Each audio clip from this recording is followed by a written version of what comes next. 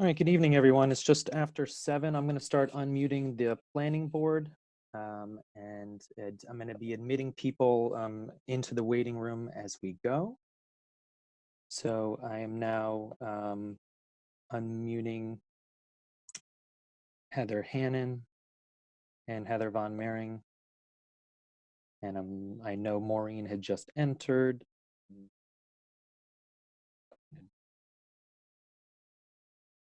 All right, Maureen. Maureen, Heather, and Heather, would you see if the audio is working? Can you say hello? Hello. Okay, looks like we got everyone there.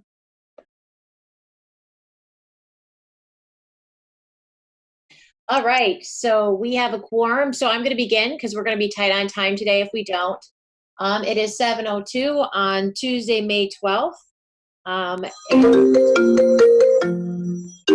Sorry about that. And so on top of that, we have a tight agenda today. We're going to open with some business we need to take care of and then go into dealing with the Abbey Road tri-party agreement, the town meeting articles at 7:15, and move into 10 Converse Place and 654 Main Street, which I anticipate we will get a lot of the participants that are on the Zoom call are here to view that presentation, provide comments and feedback. We will be opening it up to feedback from the public during that time. And we'll go through the process of how to do that during that time period, and we'll work through that. To begin with some updates, I believe everyone on the planning board is a town meeting member. All the town meeting is proceeding forward, and we will be talking about town meeting articles. They're looking at remote participation.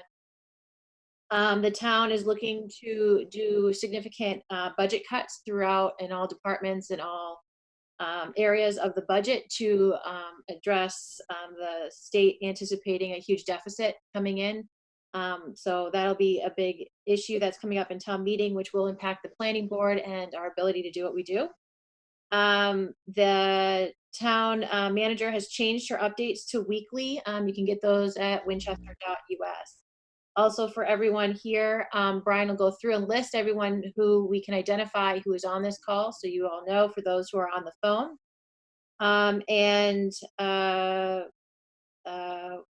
What else was I going to say? I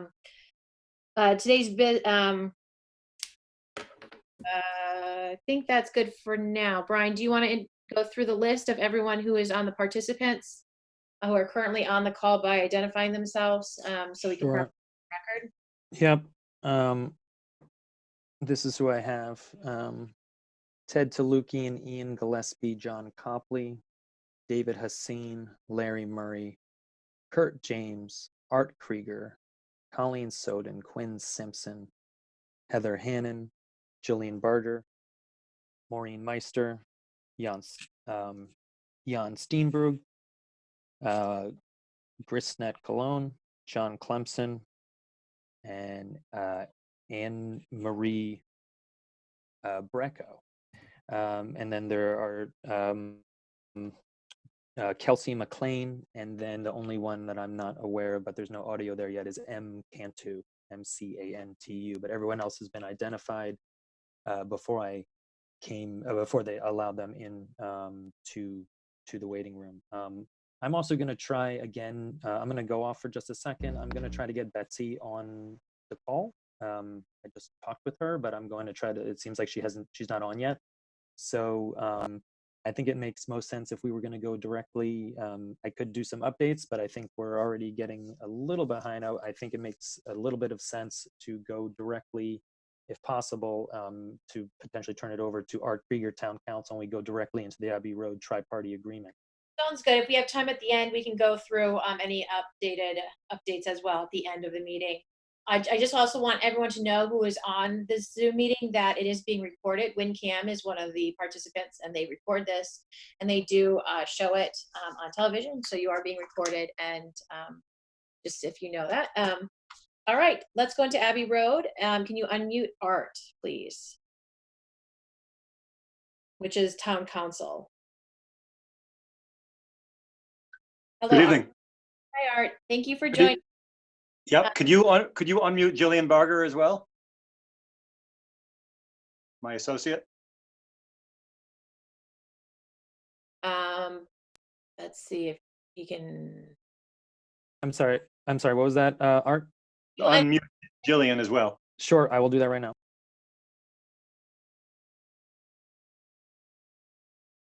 And I'm not getting any video. Is that correct? That is correct. We don't do video of all of us staring at our screens. We show. Okay. Hey everyone, Jillian Barger here. Hey, Jillian. Art. What's that? Would you like to party email that you sent? Okay. Yeah, I'm getting. I'm back now. I can put put anything up in that you'd like. like. Someone has their volume on very, very high. Yeah, I'm getting a lot of feedback from Heather. Okay, well, it looks like I'll mute her for the moment. So Art, tell me what you'd like me to bring up. I have all the information right here, so we can kind of move with this. Okay. Good evening, members of the board and everyone else. So Kurt James, who is already also on the call, who's 5 Points Development's attorney, and I and Jillian negotiated the tripartite agreement over the past several weeks. I sent it to you. I sent you the agreed version through Brian, and then I also sent you an email explaining the key points of it. And then I sent you an email about waivers, which are a separate email, a separate motion, but the language will be incorporated into the tripartite if you approve the waivers, if you pass the motion. And then another motion reducing the amount of the tripartite agreement from the one that you looked at in March, which was 108,000 and change, 108,000 was rounded off, to 91,000 and change, which is the figure that you have in front of you tonight. The concept is the same as it was, which is that on the sale of any of the first 3 lots, so you conditionally released 3 lots in April, on April 7th. On the sale of any of those, because we think they'll be sold together, but we're not sure. That is, the 5 Points and its counsel is not sure. 65,000 will be put in escrow toward the punch list and estimate that engineering department put together.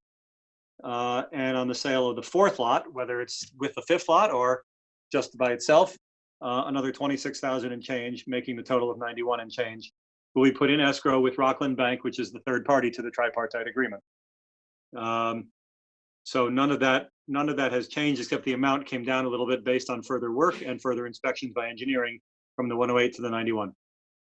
So that, as I said, that's the subject of a motion. The difficulty in negotiating this or drafting it has been that the regulations seem to contemplate, and the parties contemplated early on, that Craig Miller would subdivide and build houses and sell houses. Instead he is selling the lots, as is his right, but that required thinking through how the timing of the various work was going to be done. As I said in my email, some of the work really should be done after the deadline for the basic deadline of April 30, 2021, for the completion of the punch list work. But some of the work should be done after that. It should be done after the houses are built, because it's some of it is repair items, and some of it is paving and related work, which could be damaged by the heavy trucks for the house construction. We talked about this last time. I know you're familiar with this issue. So in paragraph 9, paragraph 8 sets out the April 30, 2021 deadline. Paragraph 9 says, just notwithstanding that, certain things will have different deadlines, and it's what may look like an odd deadline. It's the certificate of occupancy for the 3rd house. The reason, as I said in my email, is that if we said the 5th house, which is what you contemplated in March, the last CO, there's no guarantee the 5th house would be built. Could be 4 houses and somebody buys the next lot as well and has a tennis court or a swimming pool. Or it could be just they don't all sell, and so not all the houses get built. So you can't have the deadline keyed just to the CO for the 5th house. 4th house is a little less risky, but still somewhat risky. So we landed on the third house. That is, the third certificate of occupancy is what triggers the remaining work that can't be done by that April 2021 deadline, or I should say probably won't be. If the houses are built very quickly, all the work could get done by then, but probably not. So the idea was to have it with an event that we think will almost certainly happen, the third certificate of occupancy, as the trigger for that work, but not earlier than that, because if it's earlier than that, if only one house has been built, well, now most of your construction and damage might happen after the repairs and paving have been done. So the idea is to put off those until until at least several of the houses are built, and hopefully minimize the damage that occurs from the remaining houses, but have a certain deadline. The paving and related work has an outside date in addition to the CO trigger. It's the earlier of that third certificate of occupancy, or November 15, 2022. That was the date recommended by engineering. So that if the paving is done then, and the paving has to survive the winter, it's done in time for that period, which starts December 1 to April 30. So that explains the November 15, 2022 outside date for the paving and the related work, as described in the email and the agreement. That was the heart of the difficulty, was sorting out when things would get done. There is a homeowners association that was created pursuant to your decision last year. It's been recorded. So there's the HOA, 5 Points is the only trustee, but as Mr. Miller sells the lots, there will be successor trustees, and the HOA will have these responsibilities to maintain, and then potentially to do this work. So the board will have the security from the developer now for this work that may not take place for another year or two. But if he has a deal with the HOA where the HOA puts up substitute security for that long range work, then the developer can get his money and won't be responsible for that work. You'll always have security. It'll be up to the HOA or its deal with Mr. Miller whether to jump in his place. But you'll be secured, and the HOA is treated fairly in that regard. I think those are the key points. The other waiver, there's two waivers. One is the 2-year deadline from your decision, which would be January 2021. Instead, we're going to April 2021, as noted. And the other one is 6.7.4.3, which says the developer has to retain title and maintenance obligations to the road until the project is released from subdivision control. That the town has seen that situation before, and I don't know why the regulations say that. That's something that we probably need to revisit, because that creates that divorces ownership of the road from the ownership of the lots, creating the situation that we know of in the Heritage Estates subdivisions. So I'm recommending that you waive that as well. So that's the language of the 2 waivers that you have, and those are the highlights of the agreement. Thank you, Art. Beth, I see that the town engineer is on this call. Brian, can you unmute her real quick? Yep, hold on. She might be able to unmute herself. Beth, are you there? I'm here. Can you hear me? Yep. Beth, I just wanted, do you agree, yes or no, from you with Art and what's being proposed? Yeah, we've been around quite a bit on the conversations. I think where we've landed is okay. Yep. Thank you, Beth. Planning board, do you want to discuss? Have any questions? I followed it. I thought it sounds well thought through. I agree. Heather Hannon, did you have any thoughts or questions, comments? No. Diab? Hold on, oh, there he goes. Hey, Hi, Diab. I unfortunately just joined you. But if we're just following the motions, then yes. Yeah, we're reviewing I know you've been really involved in the tri-party agreement, so it's just reviewing where we currently are. He was giving an update, which you are well aware of, because you've been working with legal counsel on that. So it's just, he just gave us the update, talked about the waivers, and just what he's recommending for the board to do at this moment. Yeah, I'm fine with that. Okay. I'm happy to entertain a motion. It's Maureen. I'll make the motion and read what's on the screen pursuant to section 3.9 of the board's rules and regs governing the subdivision of land to waive the following provisions. It's 2 provisions of those regulations for purposes of the tripartite agreement among 5 Points Development, LLC, Rockland Trust, and the board dated May 12, 2020. And it's 2 waivers. One of them is the 2-year deadline for the completion of the work in section 6.7.4.11. And the other waiver is for the requirement in section 6.7.4.3 that the applicant shall retain fee title and maintenance responsibilities until the project is released from subdivision control. So those are the waivers. Do we have a second? Yes. That's Heather Hannon is seconding it. Do we want to discuss or go to vote? We'll go to vote. Roll call, please. It's Maureen. I made the motion. I vote aye. Heather, aye.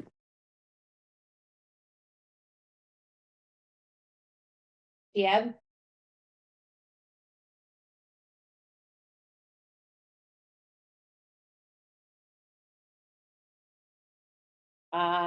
He's not picking up. I know. Yeah, no. Diab raised his hand as a yes. I believe, but I can unmute him. Unmute him, please. Thank you. I vote yes. I don't know how I got muted.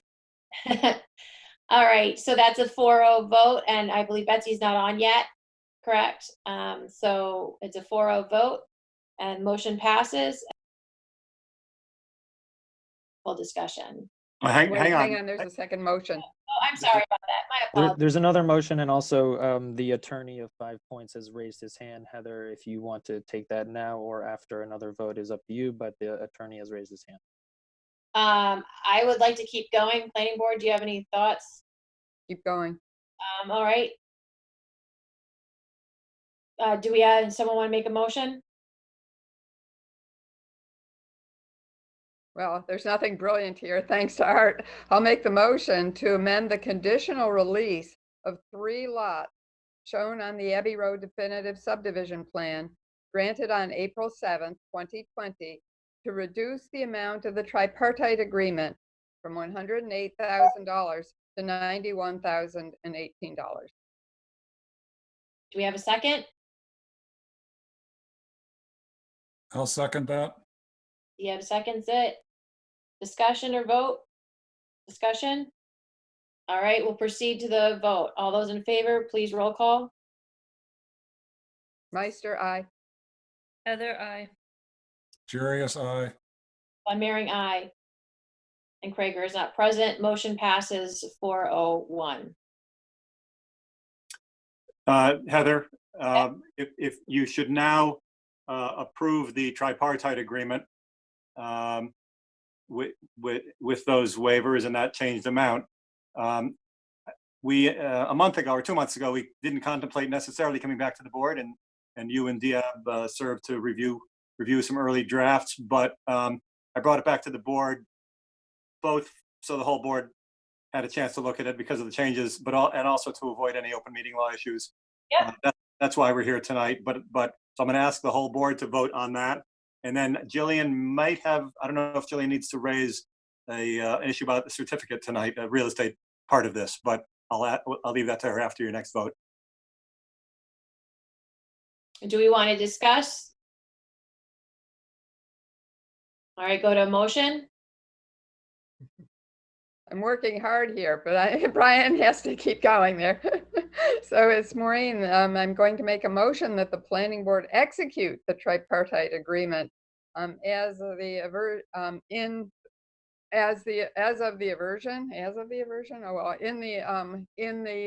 tripartite agreement as presented. How about that? May 12th, 2020.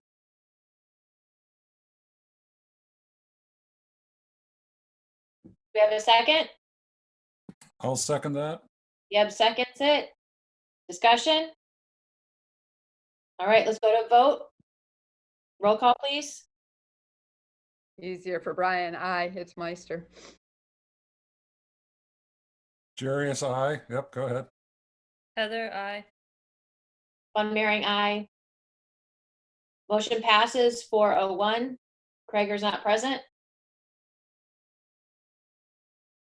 All right, and so we needed to, you said there's some real estate items that we needed to take care of that Jillian was going to discuss with us. Yeah, I don't know if you need to address them tonight or not, but ask her. Oh, so that's Jillian who's doing the echo. She must have two devices on. Yeah, I just unmuted her, and that's when the echo started. But I'm gonna unmute her again, unless you. All right, we'll see how this goes. Sorry. Jillian, are you Yep, there? I'm here. Sorry if Okay. there's an echo. I'm only on the one device. So if there's an echo, sorry, I don't know what to do about that. Yes, the tripartite agreement contemplates issuing the partial release simultaneously with signing the tripartite agreement, the partial release being for lots 1, 2, and 3. Tonight we should also have the board vote to execute that partial release and to designate a specific person to sign it. We have it set up just for one signatory, just for the sake of, simplicity given the circumstances.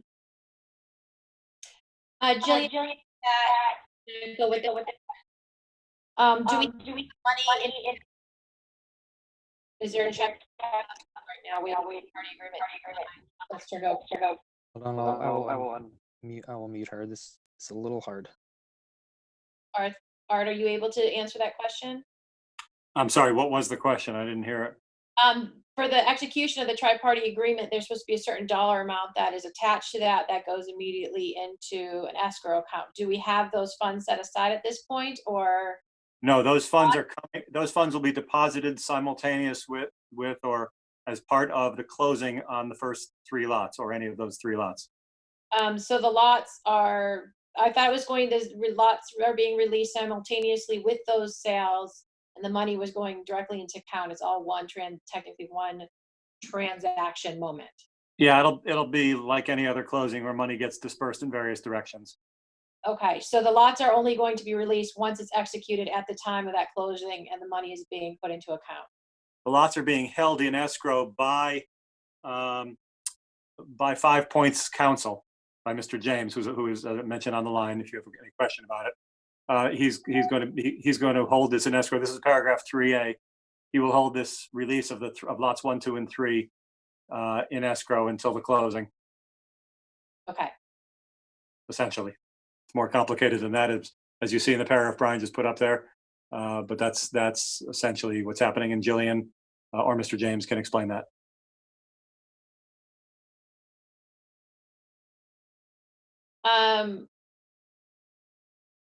To the planning board, are you comfortable with that?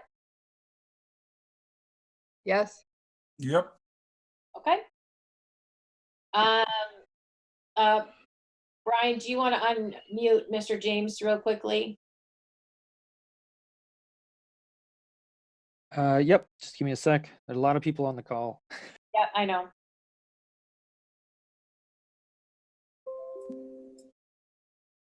Okay, Kurt. Hi, it's Kurt James from KJP Partners. You raised your hand. Is there an issue, or can we please keep going? I was really just wanting to say thank you to the planning staff and to town council for all your help on this. You're welcome. Thank you for joining the call. We're going to keep going if that's all right with you and move through this. We have I think we're all set. Thanks so much. Thank you. All right. Do we have a motion? Brian, can you go back to the motion? Your notes. Sorry, I'm doing also a lot of chatting and other things, trying to keep certain people out that are clearly not supposed to be here. Oh, that's fine. So I'm using the chat function behind the scenes. So if it ever seems like I'm maybe taking a little bit longer, I'm trying my best. Okay, so we're going back to the vote for that Jillian wrote. Just give me a second.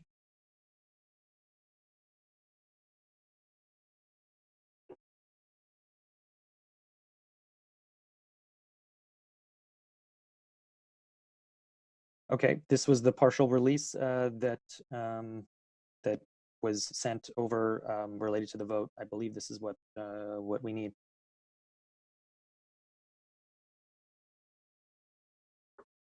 Yeah, the board essentially just needs to approve this as drafted. Jillian, it can be as simple as that, right? Approve it and authorize one person to sign it. And at the time, the signature is when it's actually executed. Right.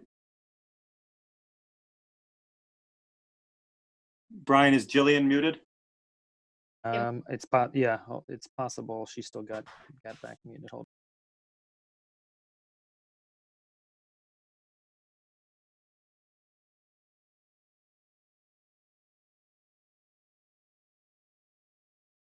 Well, Brian, Hi. is the motion then? Is the motion? Oh, I'm getting an echo. Sorry, There's I think it's every time I get unmuted. Yeah, there's something there. Sorry, I'm not sure what's going on with my computer, but yeah, it would be to vote to execute this partial release and to designate a specific person to sign it. And I'll go ahead and mute myself now again. Sorry, Jillian. Thank you so much. So it's to execute this and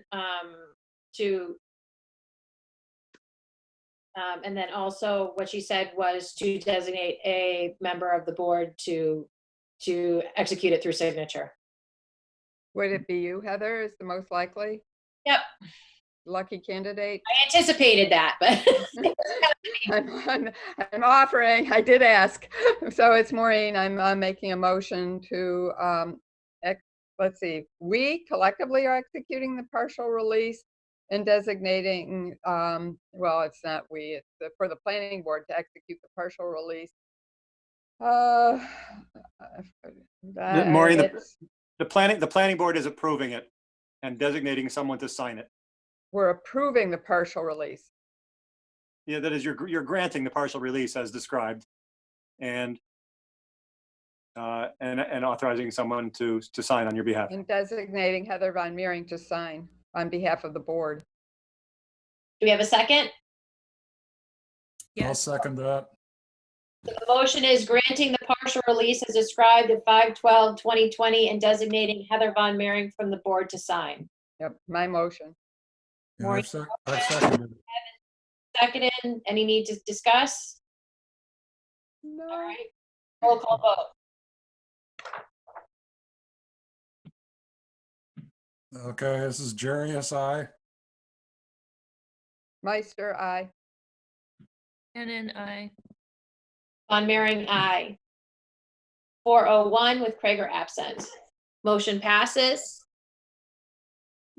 Moving quickly on to, I believe that's everything. Thank you everyone for that. For everyone who's on the call. Jillian, Thank you. I believe that Beth is staying on, but also thank you, Beth, for your time on all that. The engineering department and Brian have put a tremendous amount of time and energy into this. So thank you so much to both departments for working hard on this to get it through and get it to us in the way that it was. Going on to town meeting articles we're a few minutes behind. So Heather, excuse me, this is Art Krieger. Do you want me to stay on for any of this, or otherwise I'm done? I don't see a need. Anyone from the planning board? Do you see a need for Art to stay on? Only if he wants to. Thank you. Oh, actually, it's Maureen. I have one question. We may be seeing a subdivision coming down the pike, and it has to do with property that was already litigated.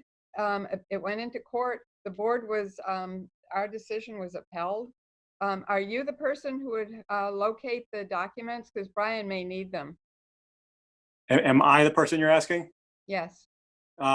Sure. I mean, we can track it down. I'll talk to Brian about that, assuming he knows which one you're referring to.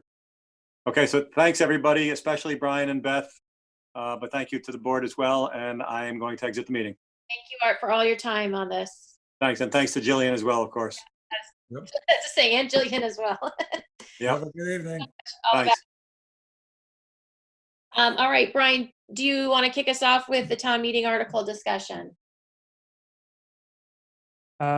Sure, let me bring that up.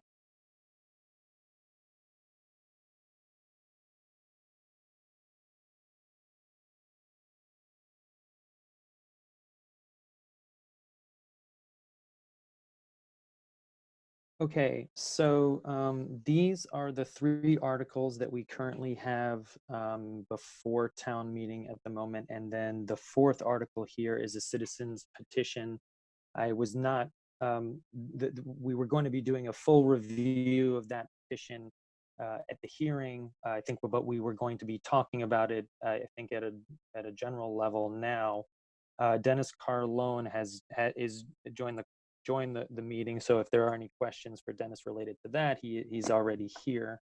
Again, where it looks like we're about 10 minutes behind. But these are the articles. There's been no further guidance from the manager's office other than if an article could wait until fall. They are asking everybody to wait until fall if at all possible. The words they use are, these are essential articles. There's no real definition of the word essential, but it's more of a, it can wait, it should. Everything else that's coming out of the town is related to capital expenses, the budget, personnel, and some other, no, I guess it's the personal, and then, I'm sorry, and then citizens petitions. So that's where we are right now. We need to make a decision tonight, or I think it makes sense to make a decision tonight on what we're going to be doing, of whether we're going to be moving forward with these articles, or one of them, or all of them, or not. So I think that's something that should happen tonight. I think actually our real goal was to determine if we were going to move ahead or not. The citizens petition is actually up to that citizen. We don't have the right, obviously, to. Correct. We don't have the right. It would be our decision to determine what we're doing with our articles. And then in addition to that, if there was time, I I know that some wanted to at least even talk about the citizens petition tonight. I just didn't know if we were going to have time for that. We don't have time to talk about the citizens petition tonight, besides just talking about the warrant article and what we want to put on the warrant article or not. So planning board, do you have thoughts about moving forward with any of these or not? Well, I have a question first. Have you had any contact with, any idea where we stand with the finance committee and their budget that they're working on? No, the manager, it's changing very often, and the manager and the finance committee are working together, but we have not been approached. Typically, so right now, town meeting is June 8th. Typically by this time we will have already gone in front of FinCom, but to be honest, I think everyone's a little bit in the dark right now, us included. With that, Brian, we submitted our budget. It was, for everyone who doesn't know, all boards and committees were asked to go submit the budget that we had pre-override. If the override did not pass, that is what the planning board did. So with that, that budget only gave, it let go of our assistant town planner for the town. And also we don't have any money for any studies, or to be able to move forward with North Main. So Article 4 is looking to get $30,000 to move forward with the issues and economic development and all the things that need to be worked on for the corridor of Main Street from Stop and Shop all the way up to Woodburn. So that's what Article 4 is. That's why the question was brought up. But there's so many people on this Zoom call, I just want to make sure you all are aware that is what we're discussing, and keeping that article on. As of right now, I think Article 2 and Article 5 to the planning board, we can pull those at this point. Coming back, Article 2 is a Scribner's error. I believe that town manager and town clerk and legal are working through just dealing with the Scribner's error. And Article 5, we don't need to have it in the zoning, although it's really nice to have it in the zoning. We can do it without it written in the zoning. It's just not a requirement. And we can come back to the fall to put that in. I don't think we should take town meeting's time for that. Article 4, my thought is to leave it as of right now and wait till our budget and figure it out. It really depends. We don't know what is actually going on with the finances of the town. We're kind of all in the dark at this point. And there isn't clarity there yet. So until we have that, I'd say just keep Article 4 on, and we will talk closer to when we have more information regarding the finances. Heather, I agree with you. I'm glad you feel that way. It's, I think even at this point, premature.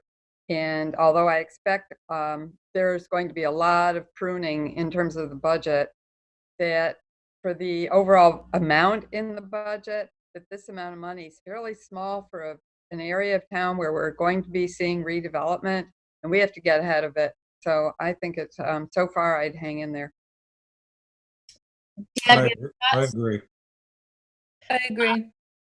Brian, in response to that, can you reach out and ask for an update from FinCom on what's going on? We have work, I mean, besides the memos that the town manager is was sending out daily and was put on the website and stuff and those things, no one really knows what they're anticipating at this point. And I don't know if anyone actually does really know. The government at the state level hasn't been really forthcoming on what's going on with their budget, and we don't know. So if we can get any update on that, that would help to determine how we go forward with Article 4. But at this point, we have no information to know if we need to stop all of our studies and all that work. That makes sense. So just so I have that clear, it looks like in terms of, so these are Articles 2, 4, and 5. We're moving forward with Article 4, and then the other two, we're moving with Article 4 as of now, because we don't know what's going on with the budget. So for instance, if something gets cut from, let's say our professional services gets cut from the budget, then we would no doubt at least try for this, because then we have no money to do anything. Pretty much is all right. So, okay. I think that makes sense. I want to make sure that that's clear to everyone that we're going to be moving forward with Article 4 while the other ones, while the other ones will wait. Yep. Do you need we need a vote on that because to pull them off, or we need a vote to move Article forward onto the? I think, yeah. So I think that's all. I think we just need the vote to go forward, because we've already put so first of all, Articles 2, 4, and 5 are already on there. So we need a motion to pull them off. Okay. Does someone want to make a motion?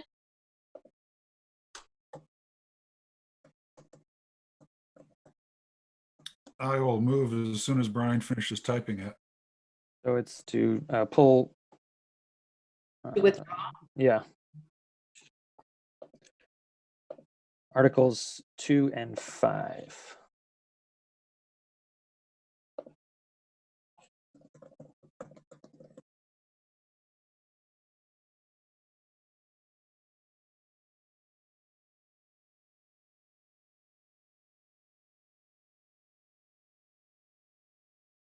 Okay, so I will move that the planning board withdraw Articles 2 and 5 from the spring/summer 2020 town meeting warrant. I'll second it. It's Maureen. Any discussion? All right, let's go to a roll call vote since we're on the phone. Jarius, aye. Hannon, aye. Meister, aye. Von Mering, aye. 401, Krager is absent. Motion passes. Brian, when you talk to town manager, assistant town manager, I think once you explain why we're holding it for right now, they'll understand. It's not meant to be difficult. It's just we need to know more information before we know, because that has stripping our budget more than we already are stripping it is incredibly detrimental to the town's planning as a whole. So we need to have a better understanding of how much they're looking to take that apart and dismantle it. Well, it's Maureen. I guess we've already voted, but I think we'll want to revisit it even I don't know that in the past, sometimes it's like everybody cut X%, but that's not really logical. The question is, what do the different amounts of money do for the town under the current circumstances? And I think under the current circumstances, that amount of money still could be worth a lot for our going forward in the next 5 years. Yeah, I think we need to see the big picture of what actually is going on. Right.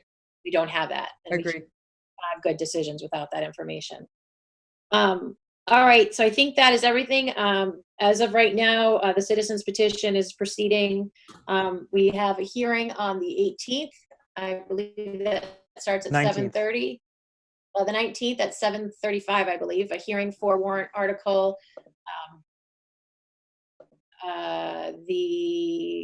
Just for Article 6, because the other article is not actually, it's a money article, so we don't have to have a hearing on that. Correct, Brian? Well, hold on. Correct. So that, I mean, we will talk about it at our hearing on the 19th. So that's already, it was, yeah, that we will definitely be talking about it on the 19th. Okay. We will, and we're really the only ones we're going to be looking at are potentially that 30,000, the North Main Street Article 6, and then that is also the time that is going to be the official public hearing for the citizens petition. That we have, that's part of Mass General Law. We have to hold that hearing for that zoning article. Yeah. Okay. So Sounds yep. great. All right. So moving onward to 10 Converse Place. Okay. I was just going to talk very, very briefly here because we are a little bit behind, but I'm going to basically each architect is given between, you know, somewhere in the 10 to 12 minute range. I think, and so they're very, very much aware of that. Dennis will be speaking after each presentation. So the way it's going to go is that the developer will introduce the team, and then there will be a 10-minute presentation starting with 10 Converse Place first. After the architect from 10 Converse Place speaks, then we will have Dennis's take. So then Dennis will have a few minutes, then the board, and then the public. So that's what we're going to do for each project. We're going to go architect, Dennis, the board, and then the public. And we're going to do that for each project. Right now, depending upon how many people want to speak from the public, we're giving people about 2 to 3 minutes. I think we're trying to give 3 minutes. It kind of depends if, you know, right now I'm looking at it and there's 58 people on the call, and about probably 30 of those are the public.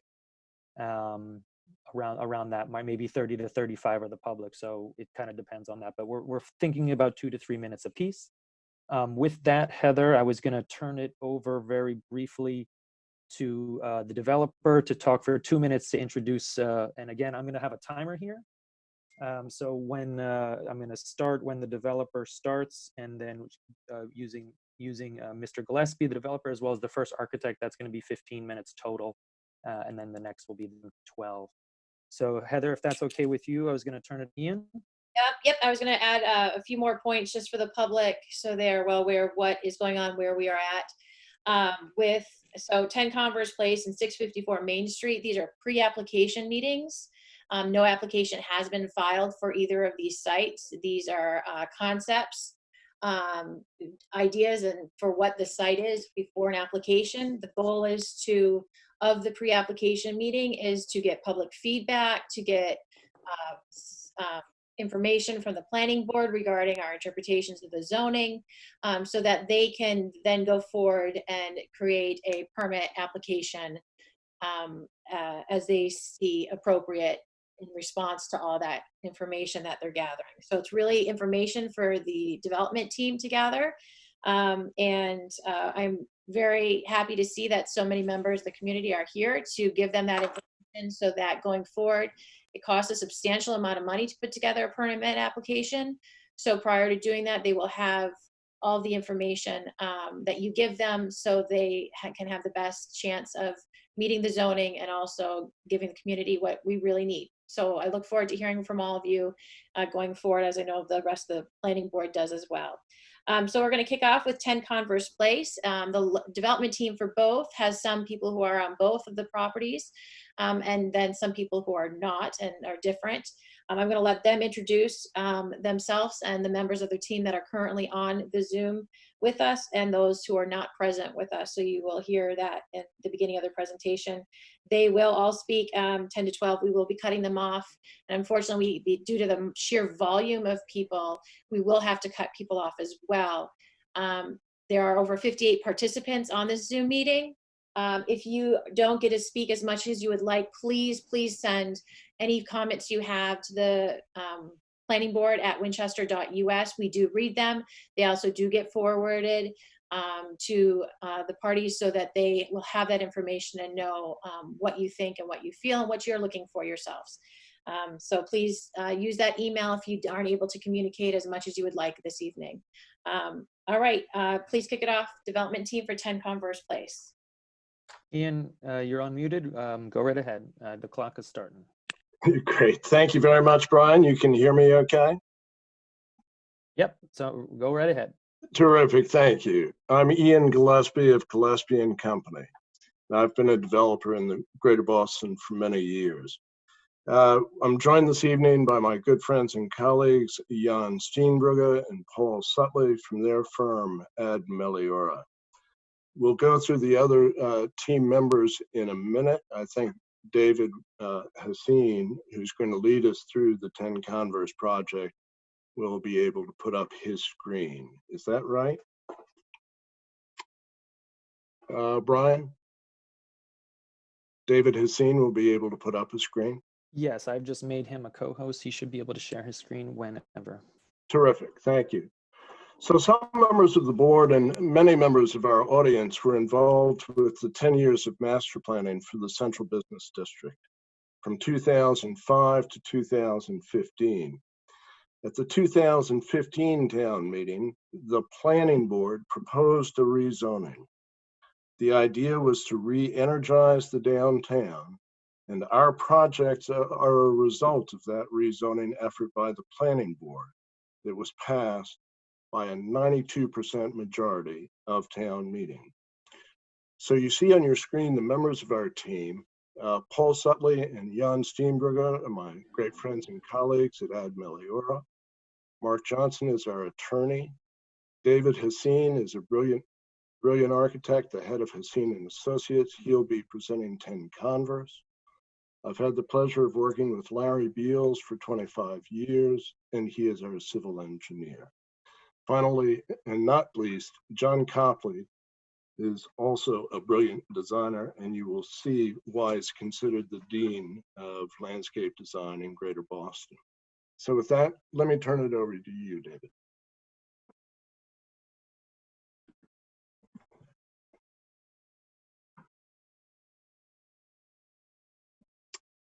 Do we have David's volume? It should be working just fine now. Yeah, sorry.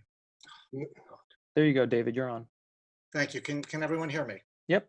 Cool. Yep. Okay, You're on. wonderful. I'm sorry. I'm just having a little bit of a challenge here with the with my screen, so I apologize.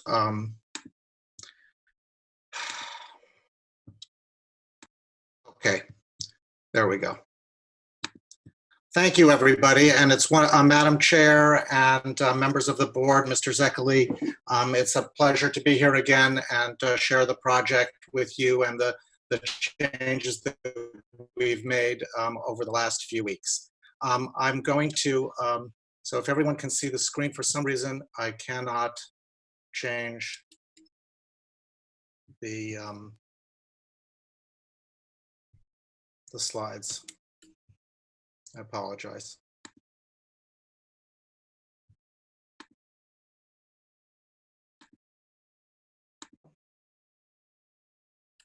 Okay, there we go. Thank you. Thanks for everyone's patience. I'm sorry with this new universe, the technology is tricky. So first of all, just the key project goals that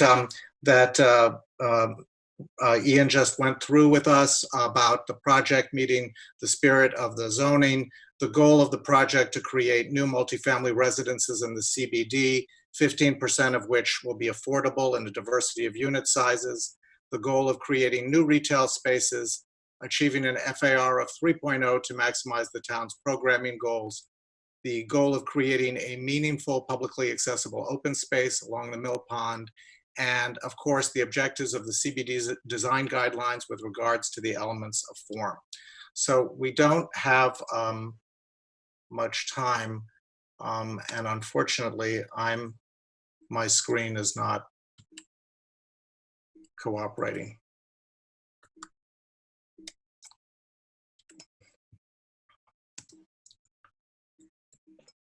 There might just be a delay. Usually when you're the co-host, this doesn't happen. I haven't seen this happen previously, but if sometimes it takes a few seconds depending upon your internet connection. But Okay.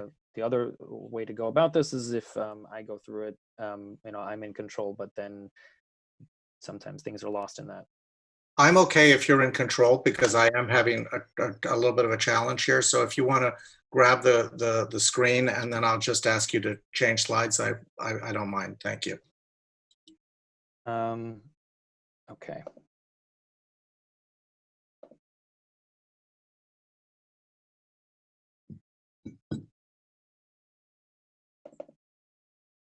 This is unfortunately the second time that this has happened where I can't change slides remotely. Thank you for everyone's patience on the call.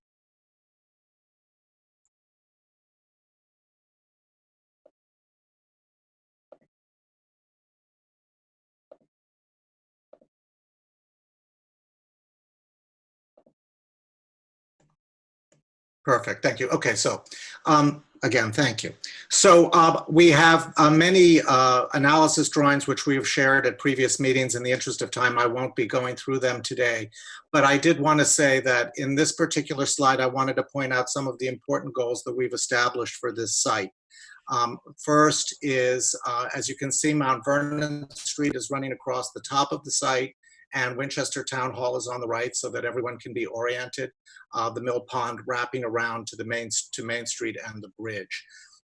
When you see the dark red line, the dark red line is about the goal of extending the urban edge and retail space of Mount Vernon Street along Mount Vernon and wrapping it into the landscape, as well as down Converse Place to make Converse Place a new street and part of the fabric of the city, with the goal of having Converse Street expand towards the water and create new connections to the water in that area. The green line reflects the idea of softening the building's edges along the landscape, along the more organic landscape of the Mill Pond, and then setting back, pulling back the building at the water's edge to create a new publicly accessible space at the waterfront. And also continue the paths, the bicycle paths and the pedestrian paths that currently exist along the Mill Pond. At the last meeting, we had a lot of conversation about the trade-off of the public open space and the height and bulk of the building. And I want to thank the board for their feedback on that. And in particular, one of the members of the board was very concerned about the 6-story height as it related to the overall town. And so we worked very hard to reduce the height of the building by 1 full story and change the footprint of the building to accommodate some of that lost square footage. And we feel that we've been able to accomplish many of the same landscape goals within that framework. Thank you. Next slide. This is a parking plan. The parking plan, it's worth noting, we're pursuing possibly an automated parking arrangement, but every unit in the building and possibly some of the retail owners and so forth will have parking in the building. Next slide, please. This is a ground floor plan that shows you the fact that we're proposing retail restaurant uses along Mount Vernon Street that wrap around the corner with an outdoor dining terrace right off Mount Vernon facing the pond, and then residential amenities and a residential lobby along Converse Place facing the Mill Pond. I'll say a little bit more about the landscape in a moment, but you can also see in this diagram that Converse Place is going to be considered a more pedestrianized street than it currently is. Next slide. Above, we have a number of units, about a mix of residential units, 1, 2, and 3 bedroom units on the first number of floors on 2, 3, and 4. And then if you go to the next slide, you will see that on the 5th story, we've significantly set back the units on that floor to create a more elegant roof profile on that building, along with with private outdoor spaces for each unit as they wrap around. Next slide. And then this is the roof plan, which merely explains that we really see two important focal points in the building. One is at the Mount Vernon corner, where we have a rotunda element as a gateway coming into town, and at the other, at the entrance to the building, a special moment which marks the lobby and hopefully creates some character and a sense of place at that location. All the mechanical would be concealed.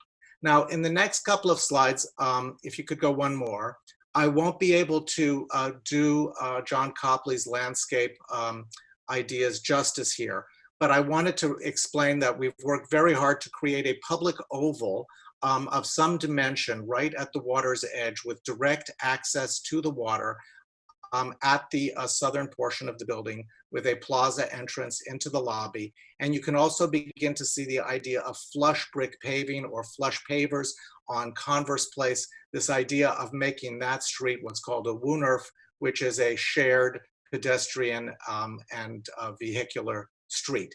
In addition, all of the pedestrian and bicycle paths would continue around the site. I'm moving quite quickly because I want to make sure we cover all the ground.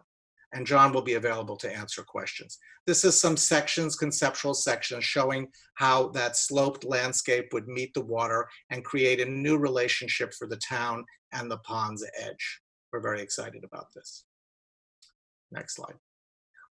One of the really interesting things about the landscape, this is actually about the landscape materials, but the landscape materials and the architectural materials that we're proposing are pretty much the same. We're looking at red brick, slate, granite, ironwork, and patinated copper, materials that have a real warmth and depth and are part of the tradition of downtown Winchester. Next slide, please. This indicates what that landscape down to the water might feel like. These are some precedent images. And on the lower right, the idea of this shared pedestrian vehicular street on Converse Place. Now I'm going to turn to the building and walk you around the building quickly. So this is a view down Mount Vernon Street, looking back towards Town Hall. We've worked hard to make sure that that vista towards the Town Hall is preserved. And also in this latest iteration of the project, we've brought the scale down considerably, not just from 6 to 5, but from 5 to 4+1 setback. So on this, in this view, you're seeing a setback 5th floor. I'll talk about the rotunda in the distance in one moment, and the expression of a 4-story building in the town, which we believe feels very much in scale and character with the rest of the buildings in the area. If you go to the next slide, we'll show you a little bit of a detail. Now, it's very important for me to emphasize that this is just a pre-filing concept. So we have not yet been able to get into the details of the brick and the windows and the cornices, all things that we would explore in more time, with more time in the filing. But we did want to give you this sense of the richness of the materials of copper and slate on the upper floors, of windows that varied but from sizes that were around living rooms to bedroom windows, so that it really felt like a residential building. The idea of chimney-like elements that separate the units up above, creating a roof profile on that top floor. This is a view coming into town from basically in front of Town Hall. And you can see that idea of the building sort of rolling around the corner and turning into the landscape, the retail rolling and turning into the landscape, and the idea of almost a townhouse-like expression down the pond with these chimney elements marking the rhythm of the residences as they move around the edge. You also see the rotunda element at the corner, which we see as a little architectural gateway moment that is like the character of a lot of the special moments that exist around Winchester's town center. This is a detail showing the retail restaurant space, which we're hoping will help extend and enliven the retail character of Mount Vernon Street as it rolls in towards the terrace on the left. Outdoor dining is going to become more important than ever in the next couple of years. So we're very pleased that we can offer that opportunity for downtown Winchester. Next slide, please. This is showing the detail, and if you look closely, you can see the difference between the slate and the copper, the cornice, and the brick piers that are chimney-like elements that mark each of the individual residences as they turn down that street. The idea here really to create an exciting and a varied roof profile along the 5th floor as you look up at the sky. This is that view looking slightly further over. The invitation to the landscape on the left-hand side with the paths, the bicycle paths, pedestrian paths, the mill pond on the left, and the terrace seating on the right-hand side. And you can also notice in this view that the 5th floor pretty much disappears from view on the street as you are walking down Mount Vernon Street.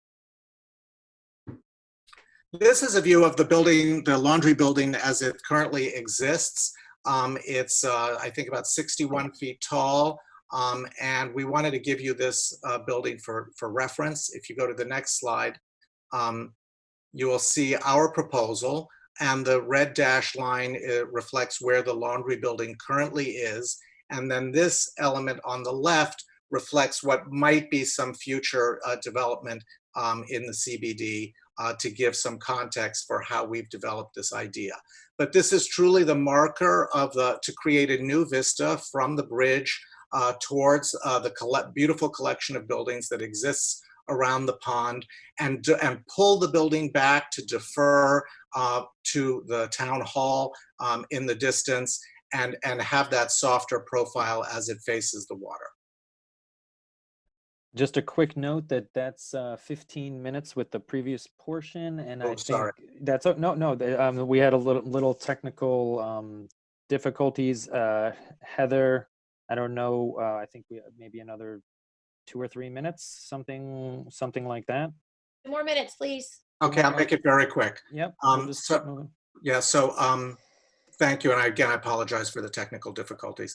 The next slide shows a detail of this oval element that we're marking the entrance with, which will be a series of beautiful dining rooms stacked for those residences inside, and we think a special architectural moment for the town. This is the view from literally on the pond, looking back at the water, and the row of townhouses going off to the right. And the new landscape, new lighting, new paths all around the base of the building. Detail of the setback on the top floor with terraces facing the water.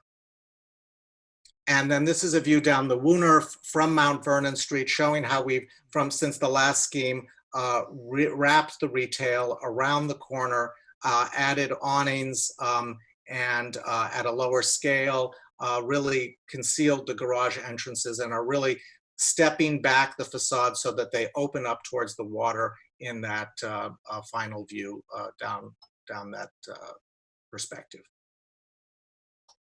And I like this view because this really shows this new public square, public place in downtown Winchester.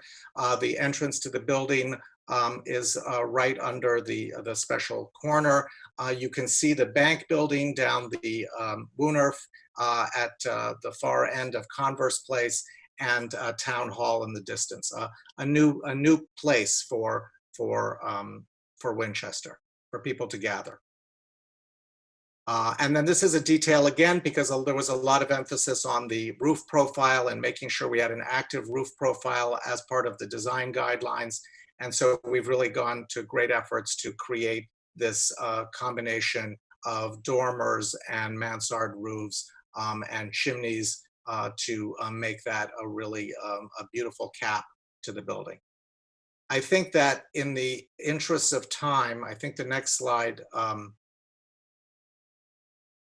is I'm just going to talk about the overall heights of the building, and then I may leave some of the rest of the slides for future discussion. But I know there was these were some drawings that were actually requested by members of the board. And so we wanted to mention that the building is now at 61 feet to the top of the parapet, but actually 59 feet to the roof. And as you can see in the site section through Mount Vernon, that it falls very much within the scale of buildings that already exist in the town. And that's true for all three of these sections.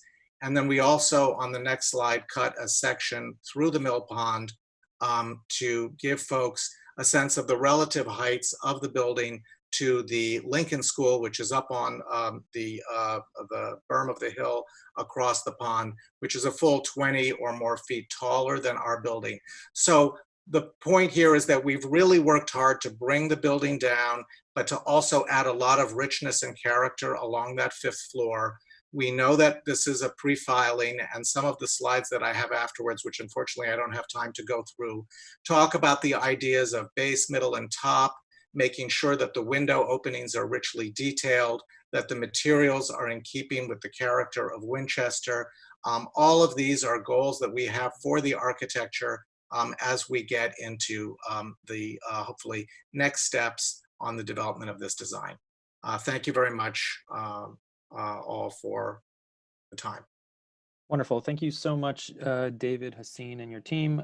I think now, in the interest of time, I'm going to go directly to Dennis Carlone. He's going to give a very brief overview of the process so far in terms of design review. And then he's going to give his take, and then we're going to go through the board, and then we're going to open it up to the public. So Dennis, I'm going to unmute you now and take it away. Thank you. Both of these sites that we're going to see tonight have interesting needs, urban town design needs, and I believe both of them worked very hard to achieve them. Could we go to the ground floor plan, please, Brian, which was one of the earlier slides?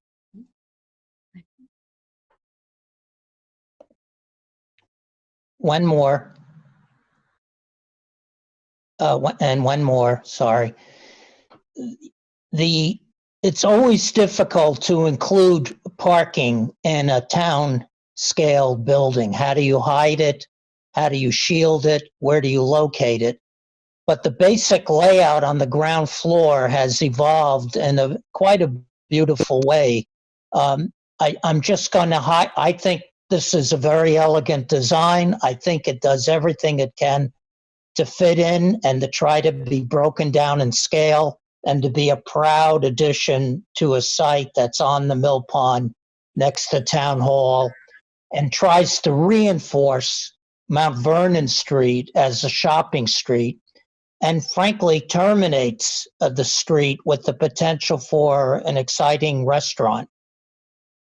My only concerns are, and I think they can be easily remedied, is if it's possible to use an elevator lift for the parking, the ramp will be reduced. The impact could be somewhat reduced, but they've done a good job on shielding it. And the only other comment on the building is whatever use is incorporated into the residential amenities, lower right-hand corner at the curve corner, really needs to be considered in light that it's a very visible use. Anytime you're at a corner site along the public domain, it's very important. The landscape treatment is very elegant. It tries to make much of what there is. I was going to use the previous site plan, but stay there. That's fine just like that. And I give it a lot of credit for very demanding needs, demanding dimensions. The one-off, and this was a proposal we had in the master plan about making a special street, will obviously have to be integrated with neighboring properties, and this is the first look at that, incorporating service. But it's a slow traffic street. It's basically a 5-mile-per-hour right-of-way, and in a very strong way, it sort of extends the pedestrian and bicycle public domain as well, and says when you get to the pond, when you get to the water's edge and near it, it's a very special place. If you could go to the roof plan, which is going backwards, you noticed in the renderings that it's basically a flat roof above the 5th floor. And this is really up to the planning board. I think there's a potential for a building roof deck or pergola on the top, which I think could only accent the top floor. It might only be at the bottom side next to the oval. Doesn't have to be the whole roof, but it would add an element of a lot of excitement and I think beautiful richness to the silhouette. There's a rendering that shows the roof treatment on the 5th floor. I'm trying to do this quickly. We could do that one. I was very impressed with this. No, leave that one, Brian. That's perfectly fine. Leave the one that's there. It's an elegance that is modern, yes, traditional, trying to incorporate mixed materials in a rich, elegant way, and I think succeeding. But also does something that the planning board mentioned, and that is almost making the sides elevation feel like townhouses. That is, the scale of the 2-room bay, living room, bedroom bay, is expressed from base to top, but it evolves from the 1st floor to the middle floors to the top floor and culminates in these beautiful terraces. The rotunda at the corner really came out of the notion that one of the planning board members said, curving the corners.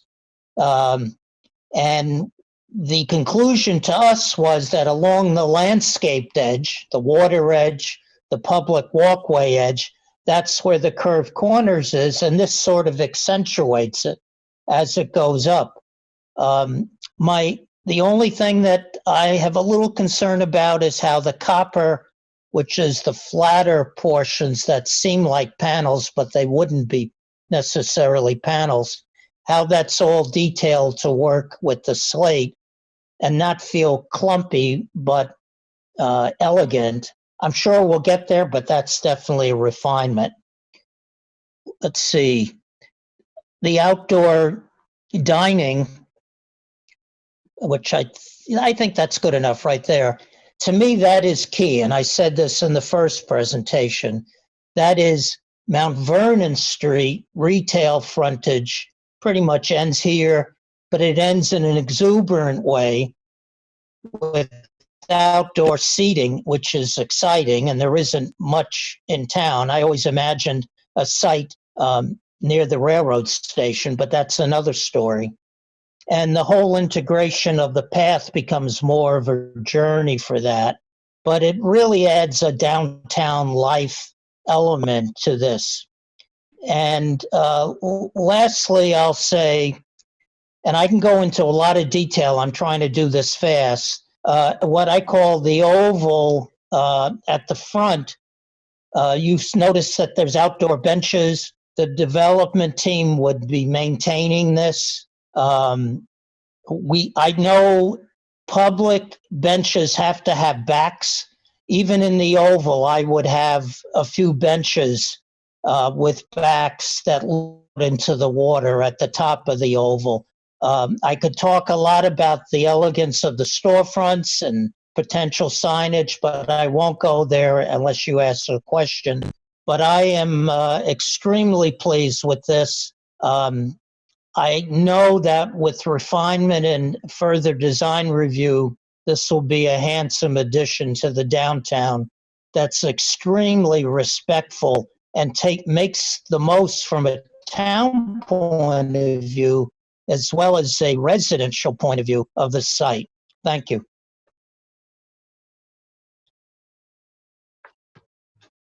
Thank you, Dennis. So now at this time, we were going to go around the board, and whether it's give comments or it's kind of up to the board. But we're actually not doing the worst on time. We've made up some of the time that we've lost. So I'm going to unmute the chair.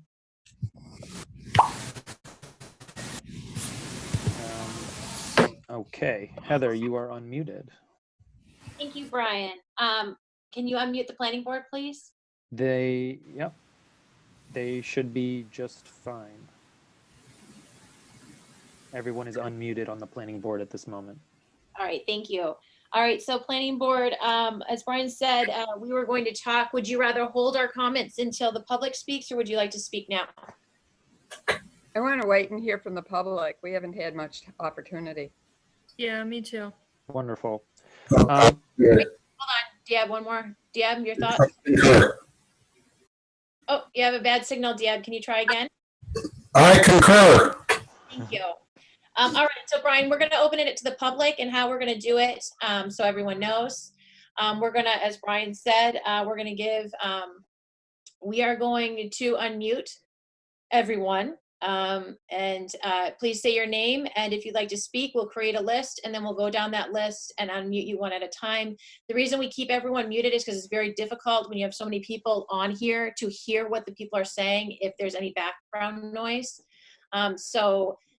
If you would like to speak, please raise your hand if you know how to do that on Zoom. Yeah, I would say, well, let's start there. I do know that someone has already, I see that Sally and Dennis Dale has raised their hand. I already actually have something from Dion. And it looks like Jackie Welch and John Serbir are raising their hands. So we're going to try to figure out everybody. Or on phone who cannot raise their hands right now. Right.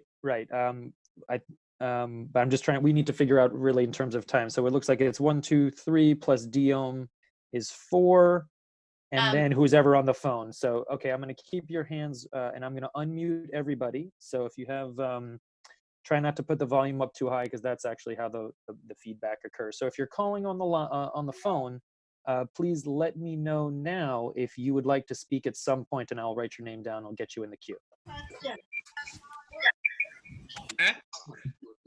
Oh, yeah. It's the building that they want to.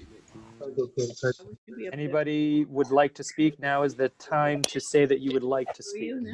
So this is Sally and Dennis, and we would be happy to speak. Yes, so if you've already raised your hand, that's fine. It's for the people on the phone who can't raise their hand. You know how to raise your hand. This is Michelle McCarthy. I'd love to speak, please. Okay, thank you. Jamie Duvall, I would like to speak, please. Okay. Okay, so then I have everyone that's raised their hand plus Jamie Duvall and Michelle McCarthy. I'm going to mute everybody back. Okay, so hold on just a second. And Bill Johnson just chatted that he would also like to speak. So I'm going to start with Diom. I'm going to unmute Diom. He was the first person yesterday and sent me something because he has prepared something, and I'm going to get that up on. Diab, can you please, can you hear us, and can you please speak? Can you hear me? Very low, but yes, I can hear you. Let me get a little closer. Thanks. Yeah. Okay, Diom. So it looks like we have about maybe 7 or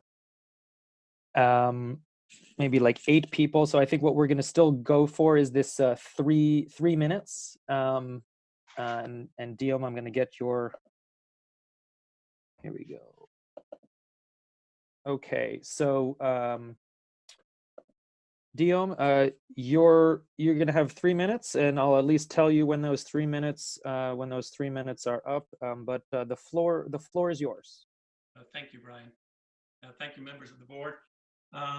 Just a reminder that we all, as residents here, are very fortunate to live in the town that we live in. It's a very, very special place for those who are online. We all know it. And a very special place within the town, of course, we recognize is Mill Pond. And really the pearl and the oyster here, anybody who ever comes to visit, and they always look over the various bridges at Main Street, Mount Vernon Street, and look across the pond and say, wow, is this not a great place to live? And one of the buildings that always stuck out to me that was somewhat of an eyesore was the old laundry building at the corner there. And I remarked over years, and I said, you know, how did that building ever get built? And who let that happen? And of course, it's an old mill building originally, and became a laundry building. But it's great that I think that the developer has used it on the cover sheet of his presentation, because as he remarked, it's quite interesting in that the height of the laundry building is 61 foot tall, which is the height of the proposed new structure. I actually, and it sort of gives an idea of what the size and mass and scale of the project that we're talking about is, and not just to rely on images or photographs, other photographs. So what I did was basically measure the mill building in general terms to find out it was 45 by 75 by 61 foot tall. And just to give you an idea of the scale of this new project, it's effectively, if you can think, there are 4 of those mill buildings. Now, I'm not talking about how it's broken down in terms of architecture, but the scale of this development is effectively 4 of the mill buildings combined. In fact, it's a little greater than that. So there's a lot I like about this project. I'm certainly very much in favor of development downtown, but this building in the context of the other, the urban structure in downtown, this is a huge building. And I'm not too sure that everybody understands how big it is. And that's a concern to me. Another concern really is there's really very little community awareness about this project. When I talk to friends or neighbors and it comes up in conversation, nobody knows what's going on. And there's no community or constituency around this particular site where people can sort of weigh in as neighbors. And, it doesn't help that we're sort of reduced to online meetings to talk about a project like this. So the main issue I have is this is a big, big building. And I just hope that people realize as they view it on some of these images and sketches and renderings that it's actually, in my mind, from a professional perspective, it's bigger than the images would suggest. I had sent some other images to you, Brian. Quickly, I can race through a few if you would.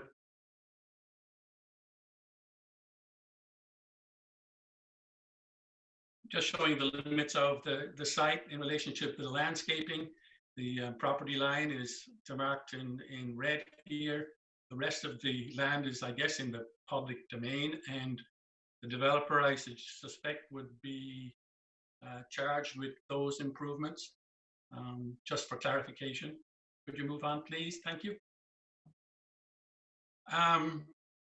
The building on the right, it's a sort of one of the things as you look through these images to the sort of untutored eye is that the larger you make your foreground, what you put in the near distance or in the rear ground seems very small. So this image would give you the impression that this building is relatively small. And I want to reiterate again, this is a big building, and I don't think that image actually provides justice to exactly how big it is.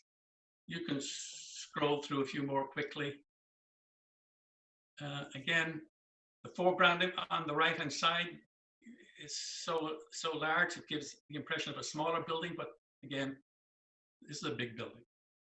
I don't want to overemphasize it, but if you scroll down through a couple more, Brian, and I'll be done. You can keep going. Next slide, please. Next slide. Again, that's probably the best image for any member of the public to get a sense of what we're talking about here. And again, if you take the tree out of there, you will get a sense that this is nothing like anything else in our downtown. It's big. So next slide, please.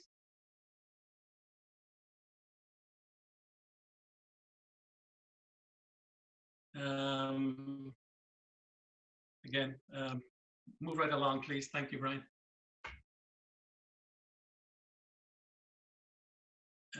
Again, in some of the imagery, you see the shading on the left-hand side, but that's all building. The ghosting of the structure is an attempt, I think, to hide the mass and size of it, but that's all building right there on the left-hand side. Similarly here in this elevation, it's ghosted to the left, but it may be going off at an angle, but that's in real life, that's real building right there. Next slide, please. Next slide.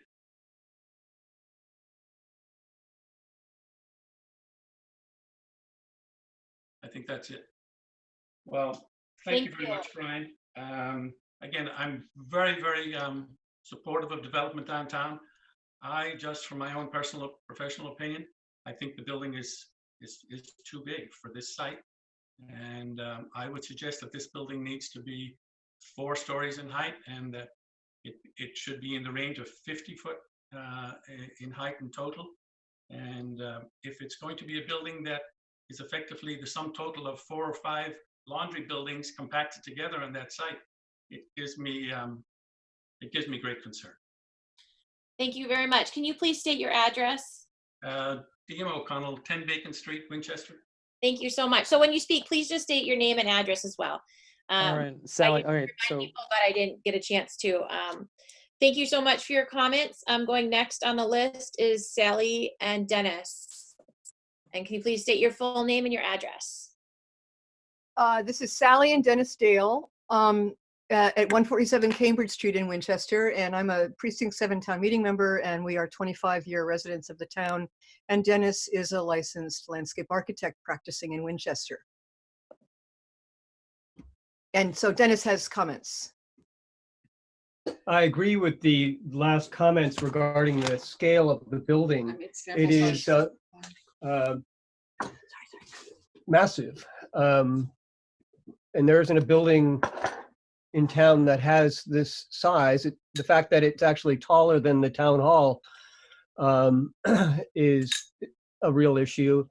And the fact that they're using the Lincoln Elementary School, which is sitting on top of a hill, as a scale comparison is unjustified and obfuscating. The streetscape side, the sections would be really helpful if they actually showed a section through the street showing the fire station immediately adjacent to the restaurant. And the restaurant being on the northeast corner seems unfortunate. It's cooler and darker. All the energy of the pond is on the waterfall side, which is where all the residential amenities are.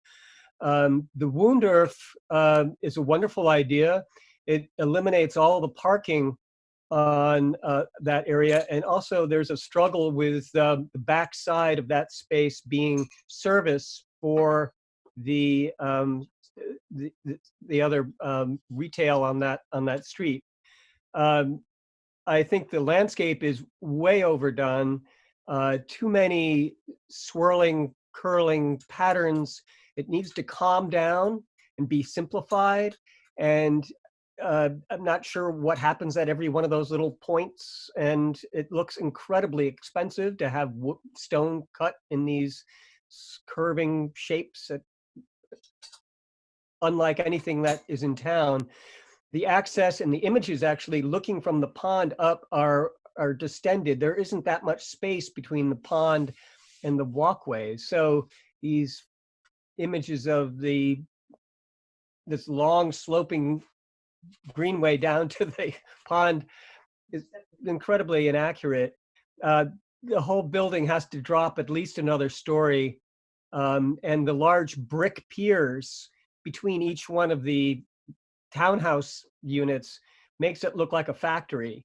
Not sure what that is doing there. It looks like something out of Lowell. And also, I don't know whether Dennis Carlone actually works for the town, or whether he is working for the contractor. Suggestions about putting pergolas on the top of this building is ridiculous. Material details are way in the future. I mean, that and the parking, I'd like to have a number of parking spaces per unit count. That would be very helpful also to have. Dining on the water side. Yeah, it might be much better to have the dining on the water than the waterfall side. So that's about the limit of my suggestions. So right now, thank you.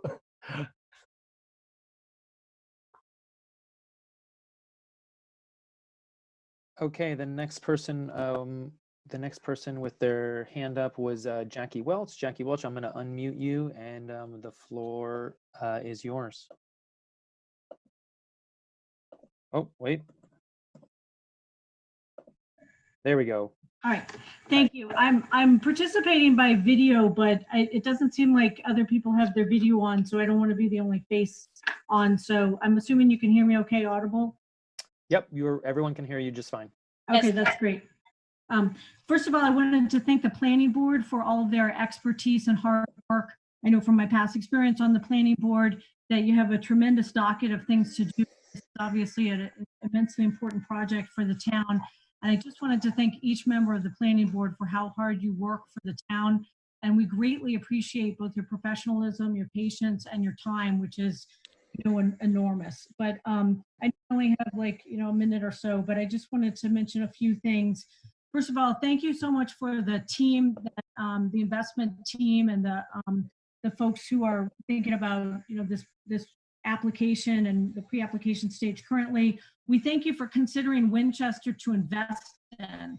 Having said that, though, I also wanted to thank Dennis Carlone, and it's always such a pleasure to work with him and to have his expertise as part of any of our projects or anything that we do in town. So, but I did want to say that I do just very briefly think I do have a concern about the overall scale and massing of the building. Putting the creative architecture aside, just the overall scale and massing for our town, given the relatively small size of our town center, not disrespecting the fact that we do want development, but as the prior folks have indicated before me, it seems like 4 stories might be more consistent with what we have in our town center, and even a little high, but something that would be kind of more consistent with what we have in our town center. I just have a few specific points, and then I'll let someone else contribute. I'm assuming that this project is relying on PUD zoning. I'm not sure if that's correct or if they're relying on special permit, but if I'm remembering from our drafting days of the Center Business District bylaw, which I have in front of me, I believe it's relying on the PUD zoning. So at some point, I'm sure the board will need to ensure that all of the dimensional setbacks are complied with, as well as height and as well as percentage of open space. In addition, I would note that it's still the planning board's decision that even if there's a design that's presented to the board, obviously the planning board has a very important role. And just because a project might request PUD zoning or any other kind of special permit zoning, does not mean that the planning board does not, have the ability to weigh all the factors that are outlined in the Center Business District zoning and make its own decision. The planning board's role is immense. I'm sure that the planning board will also want to make sure that this design complies with the other predicate requirement for PUD zoning with respect to the mix of housing. And I won't take the time to quote from the bylaw, but I'm sure the planning board knows what I'm referring to. Just a couple other comments on the design, if I can. I'm certainly not an architect. I have great respect for those in the room who are, but the rotunda elements are, they're lovely in concept. I would just note that the rotunda element, not the one that's being pictured right here. Well, actually, the one that's being pictured right here, one of the reasons why I like it on the 5th floor is because it's recessed. Overall, I think that the entire 5th floor, it's great that much of it is recessed, but not all of it is. So these divider chimney structures in brick, I would suggest that if this is, if the team does continue to apply for this, that they consider having those brick separators set back as well and not flush to the plane of the first through 4th floors, because it loses the setback appeal of the 5th floor by having those brick dividers flush with the plane of all the rest of the building. The rotunda on the 5th floor in this rendering is set back, but this rendering, it's not. So I would suggest that it almost, this 5th floor rotunda, the 5th floor level of the rotunda almost like towers over everything else. And I would suggest that the design team consider whether it's going to be a 4th floor building or a 5th floor, that also be recessed like the rotunda towards the town hall. And as I note, I think everything on the 5th floor, going to be a 4th floor, should be recessed so that you get the full benefit of not having parts of the architectural design tower over those on the street. Two other really quick things. Mr. Carlone mentioned the mechanicals on the roof. I think in the presentation they indicated that the mechanicals would not affect the height at all, and I think the planning board would just want to confirm that the mechanicals are interior and that there would be no additional height. And if there is going to be an additional height, that it be very clear what that height is and what's going to be seen, because as this building is viewed from the road, like next to, Mystic Valley Parkway near the Lincoln School, you can see you'll be able to see the height of the building. And then lastly, just as a legal note, the oval, it looks like technically it's part of the property of the building, but if the designers are thinking that the public can use that oval, then I would think the planning board would want to make sure that the public would continue to have access to it. There also might be some issues for the owner, whether or not they would want to do that. So I think there needs to be transparency and clarity of who has the right to use that oval, what the liability is, et cetera. I would think the design team would want to keep that in mind. By the way, Jackie Welch, 27 Everett Avenue, I'm grateful for your time and attention. Thank you so much again, planning board. Thank you. I'll mute myself. Thank you, Jackie. And for those who don't know, Jackie Welch is a member of the select board and also a former planning board member. Thank you for your comments, Jackie. Next in line, I have John Serbier. Yes, and I will say, so John is next. And I just want to say that I'm going to start calling out at 3 minutes when 3 minutes are up. Okay. John, the floor is yours. I just want to make, John Serbier from the Housing Partnership Board. I just want to make a couple of comments. I am very impressed by the quality of design that's incorporated in the current proposal and by the huge improvements that have been made over time over the last few months. And I would congratulate the architectural and development team, Dennis Carlone, Brian Zacchelli, and the planning board for working very cooperatively. And I think this is an important site, and I think it's an important project and an important design. And when I first saw this presented at the Chamber of Commerce meeting last night, I couldn't believe how much better this design is than the previous one. So I congratulate everyone for that. And the second point I would make is that this is one of the areas in the new zoning for the Central Business District that was called out for more dense development. And I think this proposal and this design is very consistent with the zoning that was proposed by the planning board and developed by town meeting. So those are my two comments. Thank you, John. Michelle McCarthy is next. I'm going to unmute Michelle. Hi, everyone. Thank you so much. This is Michelle McCarthy. I live at 29 Oxford Street. I'm a longtime Winchester resident, former town meeting member, and longtime former member of the Winchester Historic Commission. I believe most of you on the planning board know me as that crazy historic commission lady. I would just like to say I participated in many meetings such as this, looking at new construction and new building plans and design review. And I think this is the best I've ever seen. As a little girl, grew up riding my bike around that pond. I've been doing that a lot lately with my children who are not in school every day, as we all know. And I know that change is hard, but overall, I think this design is really beautiful. There's a lot of bad new developments in our town and in other towns around, and I haven't seen anything that looks as great as this. So I was really excited to see the changes, and I was really excited to see this. And I think that Winchester would be lucky to have it. For those of you that don't know me, I really am sort of known as a historic building, I guess, addict, you could call me. And I don't really like a lot of new construction, but this to me really brings out a lot of the historic elements in town. I love the curved elements. I love the way that it sits back from the water. I love the brick. I love the rooftop terraces, I think as Mr. Corleone pointed out. This is a building I could find myself living in one day. And I think right now, something I haven't heard people talk about is that the whole country, the whole world is going through a very difficult time. And our downtown businesses are really struggling. And I think that this is, there's a lot of units here, but I think it would be really great for our downtown, for all the businesses. And my elderly parents recently downsized and had a very difficult time finding a condo in Winchester so that they could stay local. There's really not a lot of options for them. And I think a building like this would be very much the new, hot place to be.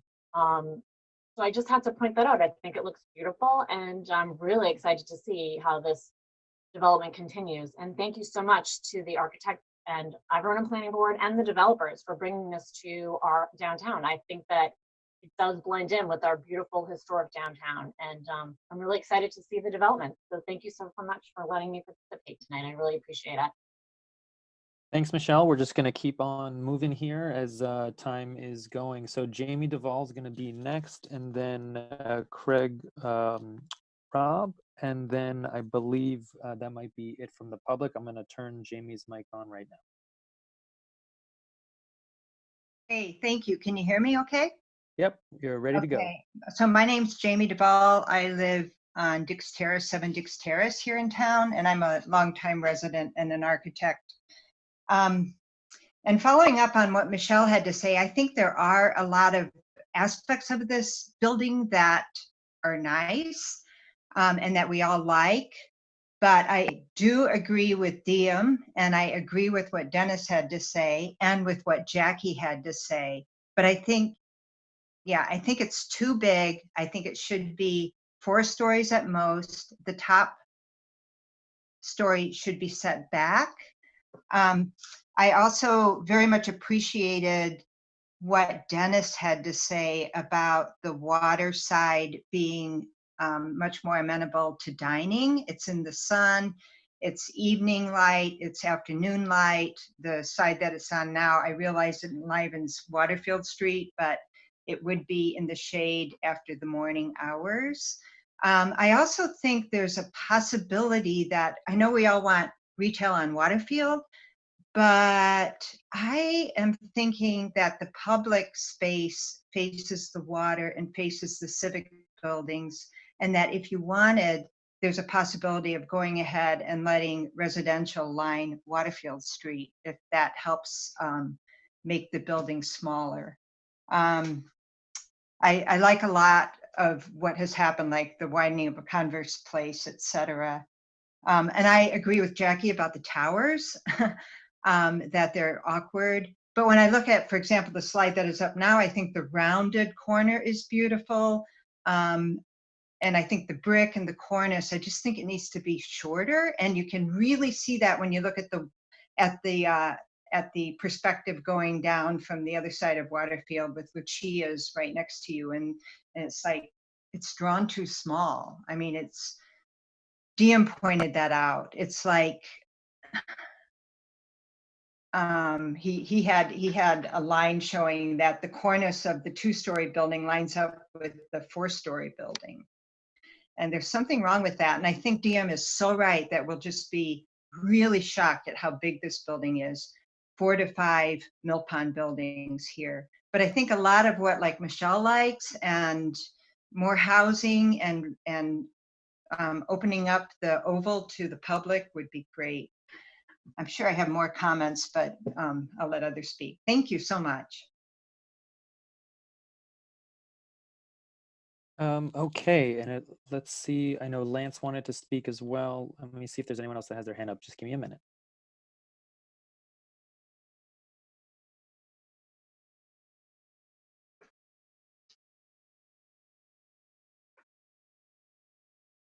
Did Craig want to speak? He was next in line.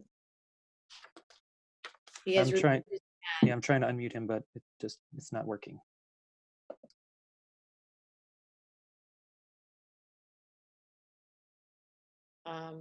You may not be interested in being unmuted.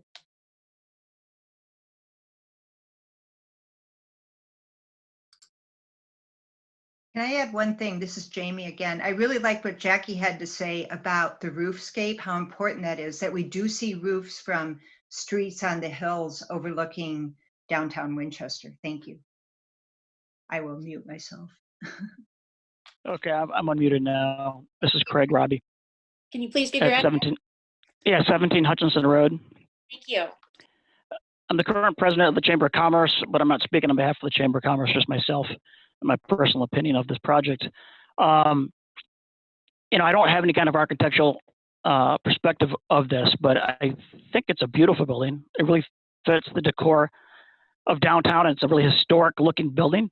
I really echo the thoughts of Michelle as well. I mean, everything that you said, I think everyone's done a good job of putting together a great, beautiful property here.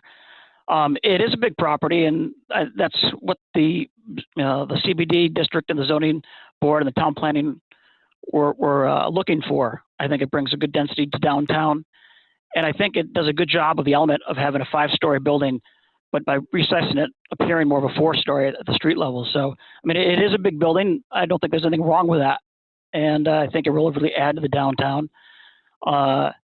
And it'd be a huge asset for the community. So I think everyone's done a great job putting this together, and everyone can kind of have their own opinions on certain things of the architecture.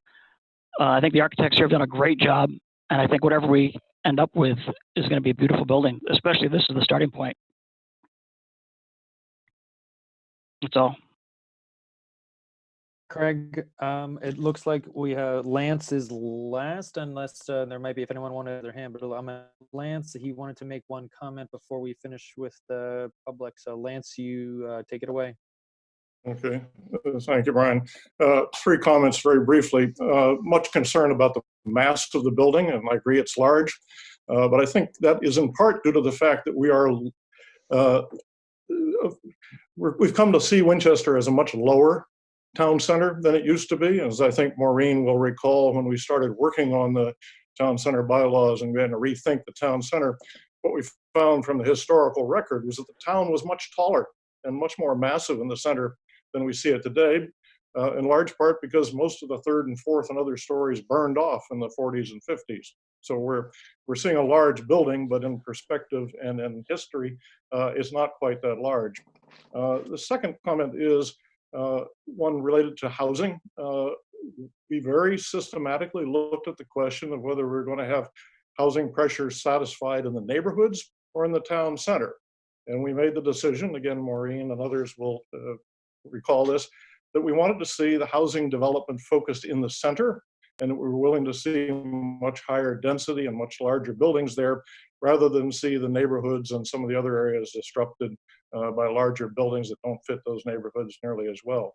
So one thing we're looking for here is, in the long term, to see that the mass of housing matches across the entire area.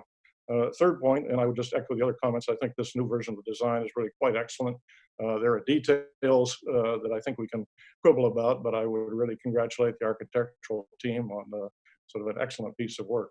Thank you very much. Thank you, Lance. We're going to open it up to the planning board now. Members of the planning board, we will unmute you. Yeah, I'm going to be unmuting everybody as we go. Heather's Hannon has been on.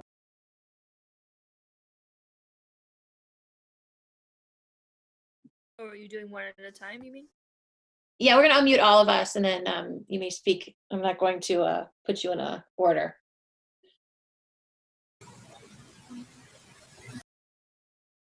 All right, looks like Diab has a lot of feedback, so we're not going to put him on until it's his turn to talk.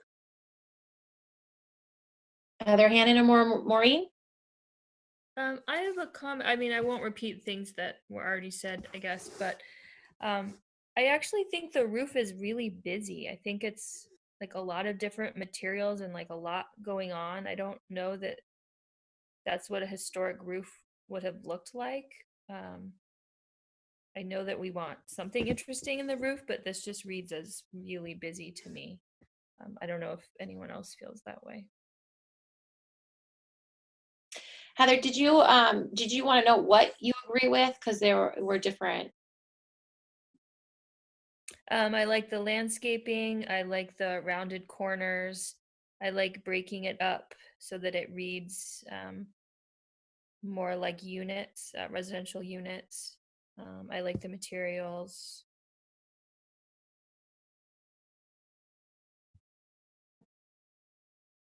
I think that's most of it. Maureen? The things Heather Hannon just pointed out are what I like: the rounded corner, the materials, the general landscaping. Although Dennis Dale nailed it, it was just it's too busy. This isn't the time to deal with landscaping.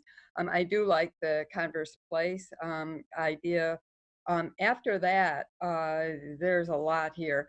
The biggest thing is what I would describe as, maybe Brian, you could help. That slide's pretty good, but I guess I was hoping we could go to 31 site sections, because there's a lot of distortion in many of these perspectives. And it's at the end, it's going to be the, can you get 31 up, Brian?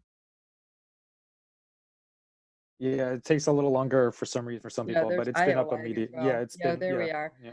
That when we get to, I guess the one at the top is the one that's most useful. It's 61 feet high, and you see what the Brown and Stanton block is. And the block, it goes to 44 feet, and then you go over to the town hall at 59 feet.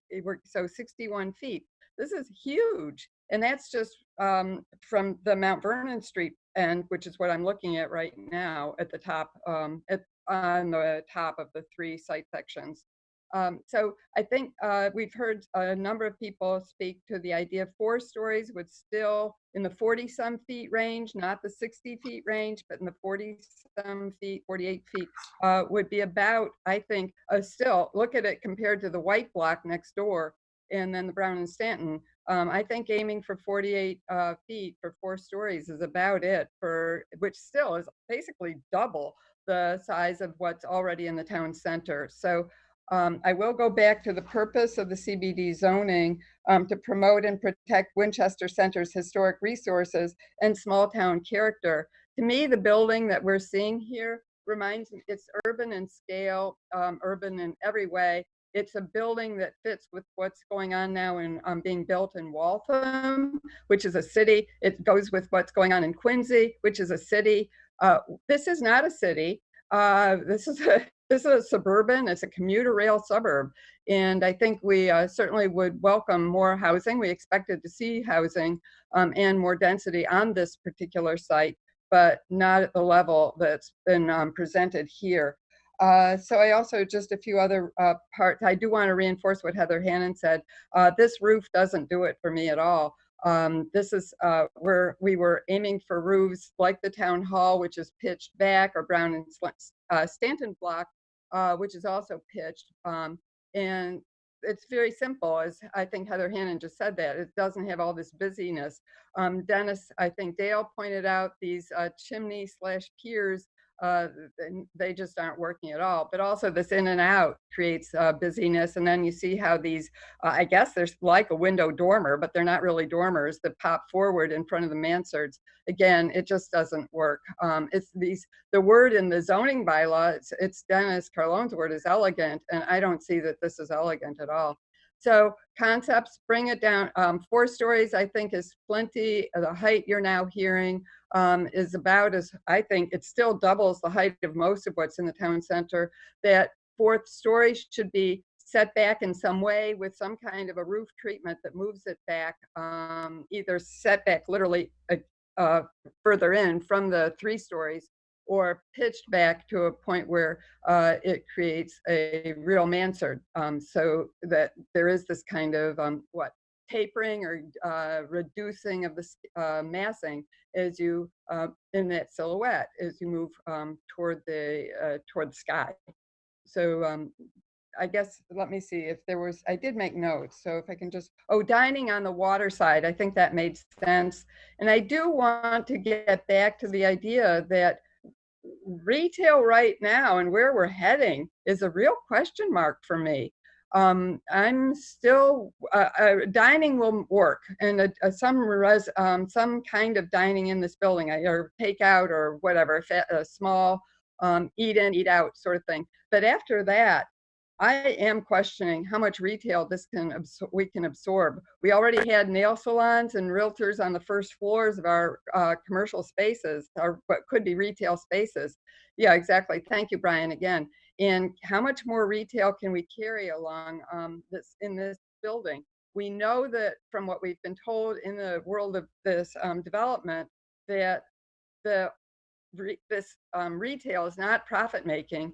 And we've got a lot of the space is devoted to quote unquote amenities, and then the entrance to the parking. So at the end of the day, we're giving up a whole floor of a large footplate for for basically a little retail for the town.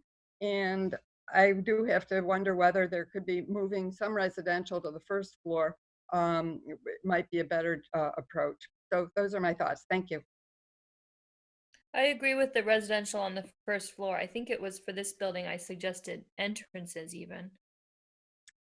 And I thought it was a great idea, Heather. Thank you, because you raised it first, and I've given it a lot of thought.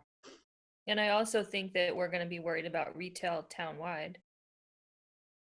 And then to follow up on that, keep in mind what's on the street already. You've got a fire station, a bank building, and you've also got an office building, and then the town owns the Jenks lot. And if we ever redevelop that, it probably would go, if the town does, it would go toward housing. So this end of the street is already, anytime you got the tail end of anything retail, it's already going to be weaker. And this is the farthest out from the center.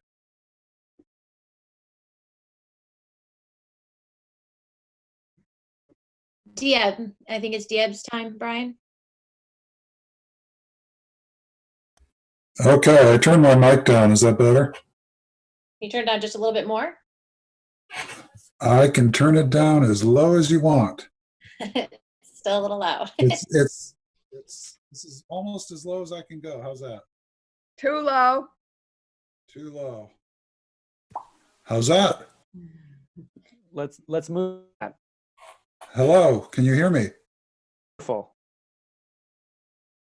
You can't hear me at all. Yes. Please proceed. Yes, proceed. Oh, I'm sorry. Okay, so I had a couple of questions, and they could be answered offline, or maybe Brian, you know this. Is this the same FAR as we've seen before? Yes, the FAR that was presented before was both a 6-story and a 5-story, and they were both an FR 2.0. Okay, and Brian, can you repeat that, the statistics that you have on this, the FAR, the open space, anything of that you have before we proceed? and the number of units. I don't have the architect would probably be better of that, but the only thing I can say for sure is that the FAR is a 3.0 FAR that they were going at 6. It just allowed, the 6-story allowed for a larger public open space in the rear. They got direction from the board to pursue and to pursue. So that's why they came back 5 at still the same 3.0 FA. Okay, well, here are my comments. I really like this design. I think it's improved a lot over the last ones. So all of the positive things that the rest of the board have said, the curves, I mean, I just like it a lot. The chimneys, I think, I think they are a little jarring, and I think that if they were reduced in size, and as Jackie pointed out, maybe set back from the facade, they would blend in a little better, maybe if they weren't made of brick.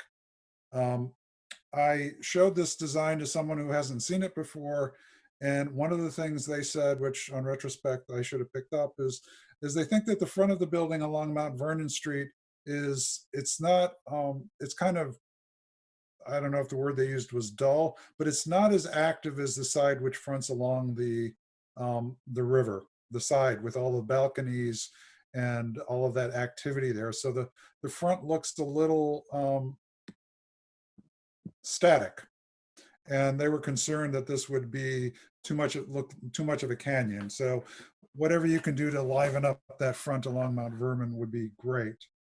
I don't have a problem with the height. This is a PUD.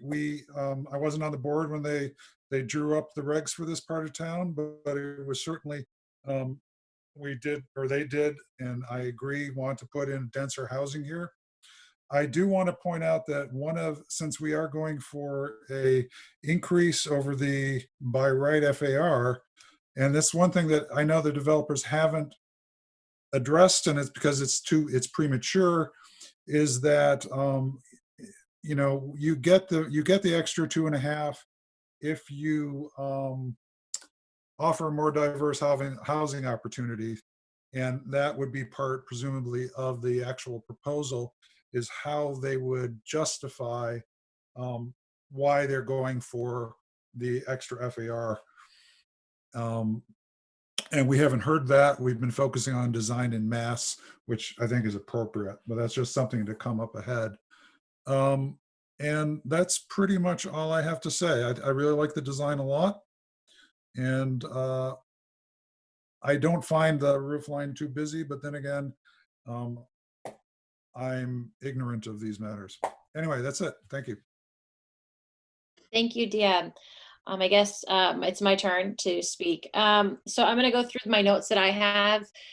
It might be a repetition of what some people had, but I wanted to make sure that the developers knew kind of where I'm sitting with it. First of all, I want to commend the architect for really listening to a lot of the feedback in the design and making modifications. There are still parts of the overall architecture and the massing that need to be worked on, but you have made tremendous progress from where you started. So I really appreciate that. At the top, the partition walls, some people have called them chimneys. They are way too heavy, and they are creating a vertical rise to the building that is making it look taller than it is. I believe one of the people brought up the property lines. You are moving outside of your property lines. You are also taking over, making recommendations. And so going forward, I want you to make sure that you figure out how you're going to do that. That calls into the select board, needs to be part of the discussion.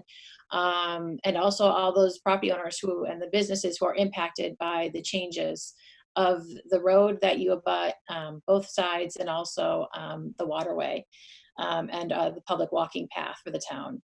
That is outside of the planning board, the roads, that's the select board. So I just want to make sure you're aware of that. I said it in our last meeting with the PUD, and Diab just reiterated as well.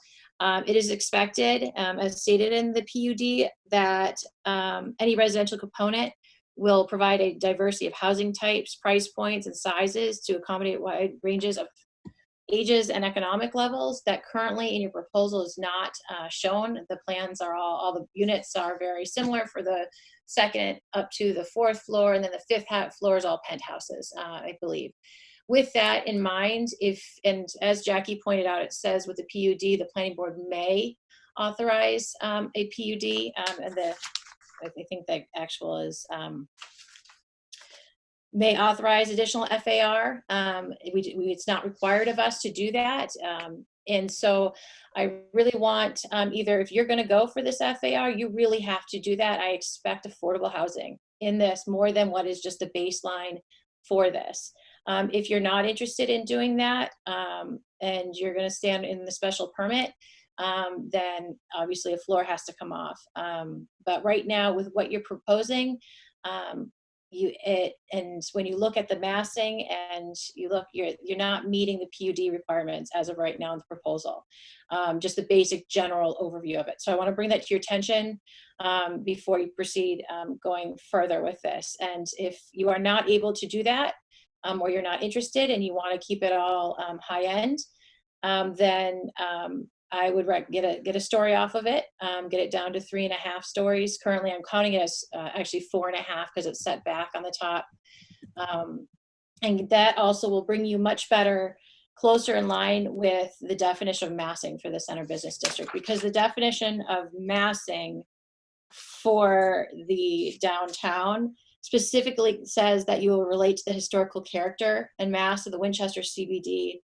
And when you look at the sections, which this is the first time we've seen it, the massing on all 4 elevations is not taking into account the historical character and mass in the town center. I know Lance mentioned that we had a higher height historically. That was actually only three stories. So you are 2 stories above that historical line before. There are a couple buildings that are tall. One of them is actually the one that's in this pink off to the right. That's not a historic building, but it's off to the right here. You can see it in the picture. And when you look at the section, you can see how much bigger you are. And so really with that massing, and you want as much coverage as you have now, I would actually say take a floor off, stay with your high-end condos, if that's what you prefer, and you will be there. With the towers, they're reading the top floor as of right now, the 5th. I'd like to see it the 4th, but they're reading tall. And I think it might be the bands that you have at the top above the windows and stuff, which is pulling it up versus pushing it down, as typically you would on that top floor when you're trying to have it read more of built in the roofs. If you did drop it down a floor, I agree with Dennis that it would be excellent if you had a rooftop terrace around that mechanical up there. I've seen amazing examples of it in smaller communities where they have left that as open space for the residents. So that is just something to consider to give you more amenities for those who are in there. I also agree with Heather and Maureen also about the retail. I would be kind of confident in myself that if you put a restaurant in the back on the water, there is that the public space should be with the most sunlight, and Jamie did point that out. If you put a restaurant in the back and took over that retail and put residential there, got rid of a top floor, that you might be able to get what you need to get out of this property. Let's see. I think that's it. Just so all the residents who are here and listening, and the by right is 40 feet in the East Core, which is where we currently are. Special permit is what will bring it up to 48 feet. And if they want to go 48 feet, and if they want to go for the PUD, that is what they're doing. So there are 3 different steps that they have opportunities to do. Well, actually, so they're going for the most of everything. They have to hit it out of the park to be able to do this. And and to meet and hitting it out of the park is an expression a lot of people have used on these. That's why I'm using it, but it's actually, they really have to fall directly in line with the zoning as it's written. So I'm going to open it up because I know David has had his hand raised for a very long time, and make sure that he's all set so we can move on to 654 Main Street. David, are you all set? Here. Thank you so much. And I know you've got a big agenda, so I'll be very quick. First of all, I want to thank everyone for their comments. Very, very helpful. There are just a few things that I wanted to say. I think that a lot of the commentary about the chimneys and some of those elements being set back I take those very much to heart. And I think that those are things that we can absolutely work on and develop as we take this design further. The issue of putting the restaurant space on the water side is something we considered, although I think we were told that that the retail really needed to sort of support the retail, and that might be a difficult place to actually have a restaurant that wasn't visible and in people's mind's eye. So I want to just mention that. A couple of people did suggest that some of the renderings were misleading or not accurate. I want to make sure that everyone understands this is built in a literal 3D model of the entire town of Winchester, and that all the perspectival views that we're showing are in fact accurate, as are the sections. And some of the techniques that we use to illustrate certain elevations are very technical drawings. They're not intended to mislead in any way. They're intended to focus attention on the portion of the drawing that we're focusing on. So these are things that I think are important for the public to understand. Yes, when you're standing down Mount Vernon Street in front of a 2-story building looking at a 4-story building, the 2-story building will be larger in your foreground than the 4-story building in the distance. That's actually that's part of how you perceive the world. So I just want to be clear about that we're not trying to mislead anyone here. Very appreciative about the comments about the progress that we've made and the curves and potentially simplifying the roofscape. I think the question about, we worked very hard to get the 6 down to 5. The question about 5 down to 4 is obviously something that the development team will have to advise us on as we go forward. But I do want to thank the folks for their commentary, and know that, as we said at the beginning of this is a pre-filing concept design, and it's really intended to make sure that everyone is comfortable with what we would actually be filing or submitting in concept. So I don't know if Ian or anybody has questions about that in terms of the direction that you're giving us to go forward. But I just wanted to answer those questions, and if there are any others, I'm here to answer them as well.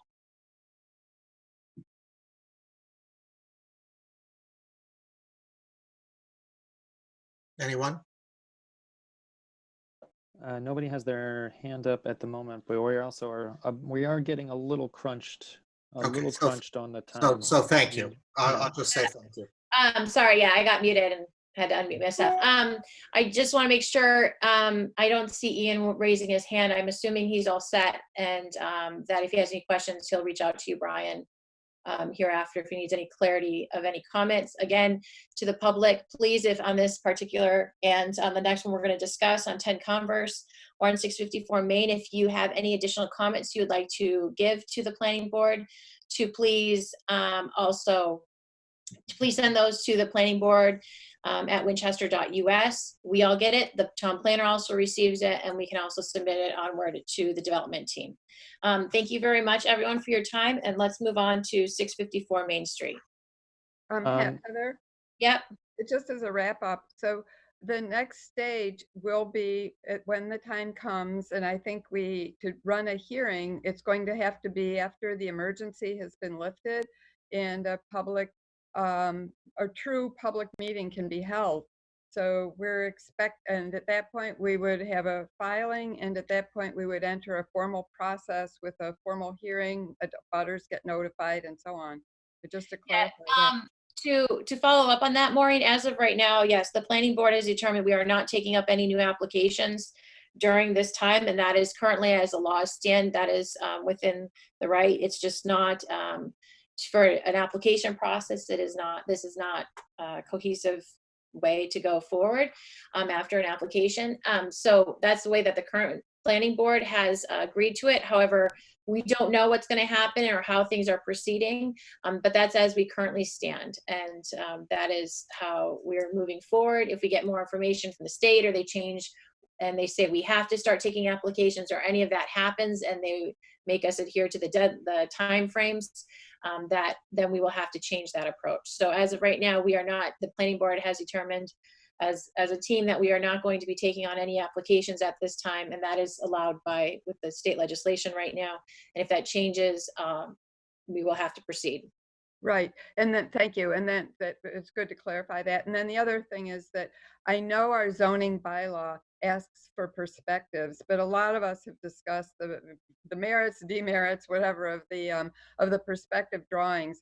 But I've found that the sections are actually much more helpful. And I would love to see, for example, a section on Mount Vernon Street that includes the buildings on the opposite side of the street. We just all got a chat message questioning what's going on when you look at the relative size of the savings bank versus the new construction. And that whatever we think about perspectives, and I mean, I know as well as anybody about perspective drawings, but it's just the sections ultimately give us the best sense of relative scale. So let me just throw that out as a request to the team and to the board that I think we want to ask for those. Sure, we can do that. And I just wanted to note that we provided the perspectives from eye level, from the locations that we discussed.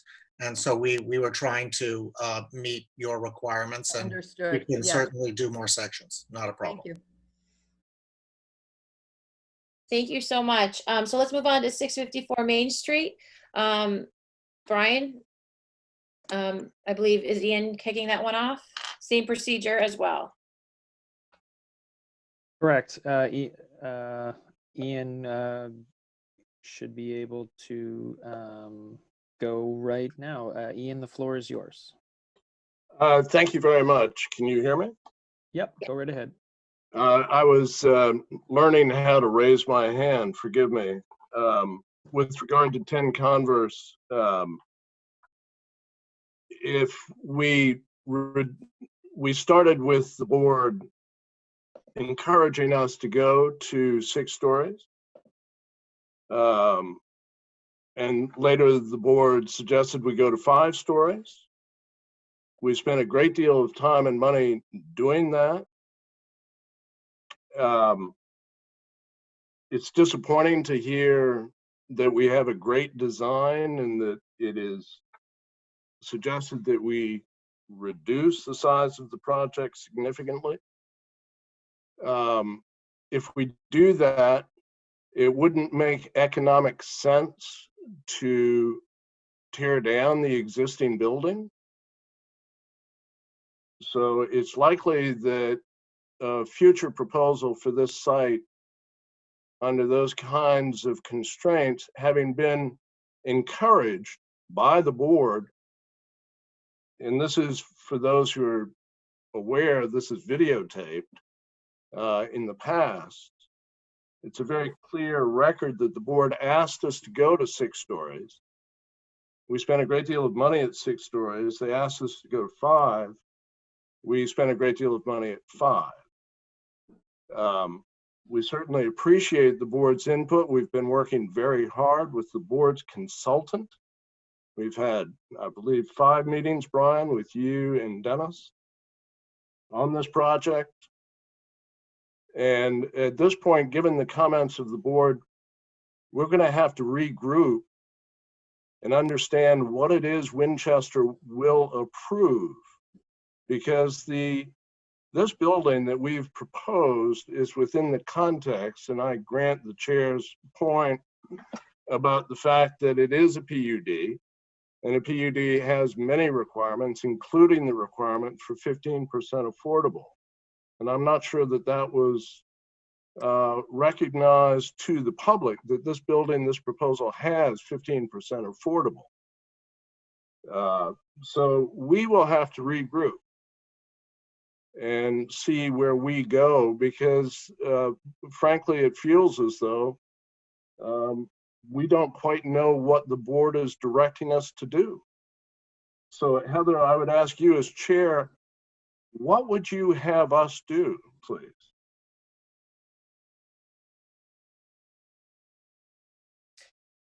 So that was the first time you've ever mentioned that it had 15% affordable in it. And then I mentioned the PUD. Forgive me, I know the architect in the beginning said that. so missed that comment. But okay, so there's 15% affordable. When you look at your plans, do you have a diversity of size?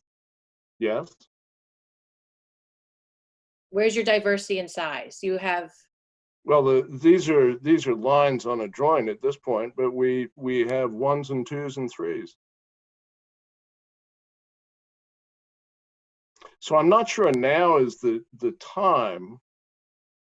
We've worked very hard with the board. We've worked very hard with the board's consultants. We spent a great deal of money. We've tried very hard to respect the town. And at this point, we get to a point where we leave the existing building. We go to either somewhere, you know, in your suggestion, we go to 2.5, 2.0. The public spaces, we won't be able to afford what we have proposed. So it's a challenge for you and the board and the town to give us guidance. We were following, the town spent 10 years of master planning and then approved in 2015. A very strong, we'll see this in the next presentation. The guidelines that we've been following now for better than 8 months. And we believe this is a beautiful design. I think everybody's commented on that. We haven't been trying to push any limits. You suggested a 6-story building. We brought it to 5. We had more open space at 6, which was allowed under the PUD.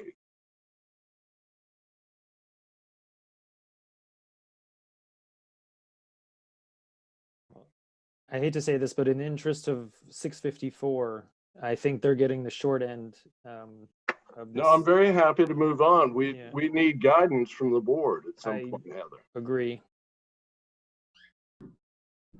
All right. The board has not discussed as a group anything. It's just, you just heard from us points. And I think what you're looking for is us to come together and come to a consensus of of those points being thrown in at you, because you were pretty much bulleted at, and bullet points coming at you along with from the residents. And the board needs to come together and say, this is what our expectations are, and lay it out very clearly so that the delivery meets that going forward. But at this point, we don't have time to have the board do that. But I'm willing to have the board discuss as a group hereafter at a later meeting, if that's acceptable to the board. Yes, I would love to have that discussion. It's Maureen. There's one, I guess 2 points. One is that, first of all, I never was on board with 6 stories. So I want to make that really clear. It was something where I said, well, you can show it. I liked the oval shape. I remember seeing the site plan saying I like that, but I had doubts from the beginning. And I, at the very first opportunity, I said, this is just too big. So just for the record on that. But secondly is we've had the best turnout right now, and we're still on Zoom, and there's still been nothing in the Winchester papers. This is still basically unknown to most of the community. So I think for some, it's not unreasonable for the planning board also to start to see what the response is from the community. And we're just starting to get that now. So this is a decision that affects the entire future of the appearance of Winchester, the entire future of Winchester. So I don't think that's something that we do lightly and just by ourselves. I think this input has been helpful, and maybe we're going to need some more before we even wrap this up and decide just how big is acceptable for Winchester. Well, I think that there is an element of fairness that we have to have, in that we've had multiple public sessions on this project over the last many months. I think we can't determine based just on those who are appearing on Zoom tonight how many people have been following via WinCam in the past. If there's a problem with the community not knowing about it, then that's a problem that the planning board hasn't addressed. I think there are the planning board has not had a single voice on this.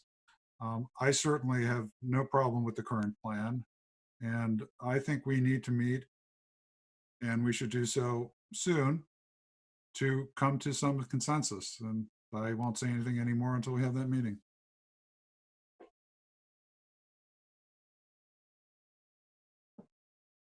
Sounds good. So we'll do that. All right, let's move on to 654 Main Street. Many thanks, and we do appreciate the effort the board has put in, and Brian and Dennis. The next presentation is for 654 Main, or Fells Hardware, and I'm sure that you all know Kevin Ryan and his son Andrew. I'm very pleased to say that the beloved hardware store is expected to come back into new quarters in the finished building. So to put our presentations in context, we'd like to review briefly, for those who are unfamiliar with it, the planning board's presentation to town meeting in 2015, when the planning board suggested the zoning that is the context for these projects. So Ted, if we can, I think Ted is running that. Ted, can you hear me, Dan? Yeah. Brian? Okay. Yes, I think Brian, I would need to share my screen if that's appropriate. Oh, that'd be great. Thank you. I think you need to unlock permission for that. I'm still disabled, Brian. I know you're working on it, but.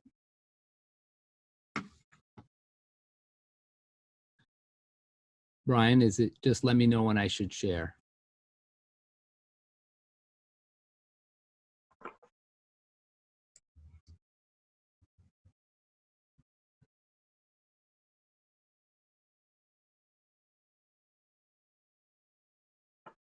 Should be able to share now.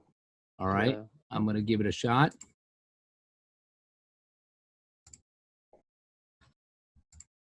Okay, can you see a cover slide dated 12 May?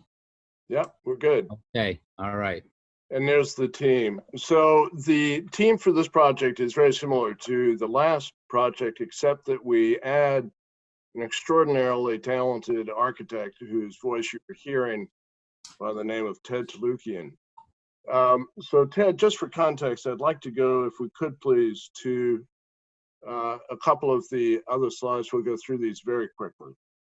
So the planning board at town meeting in 2015, these are the planning board slides. They remind town meeting that the planning started in 2002. And then if you could keep going, Ted, please, there was a sense that the zoning was badly out of date.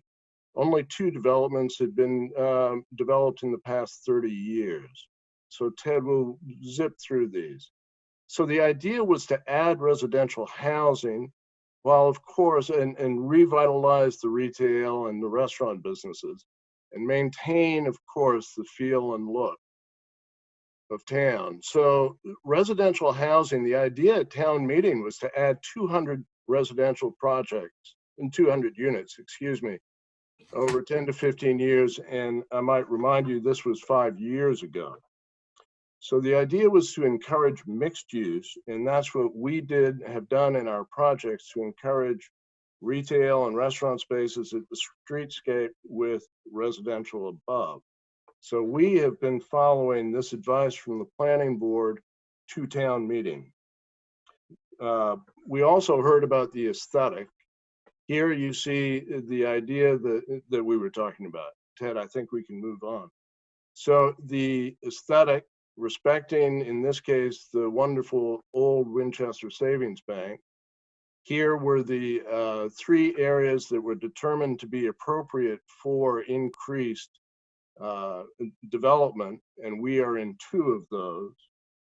And we also, this slide is the planning board presenting to town meeting for the new zoning with a recommendation of a height of plus or minus 55 feet. So these are the planning board's own slides.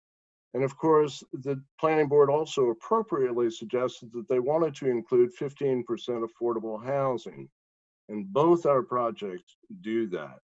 And we're pleased and proud to do that.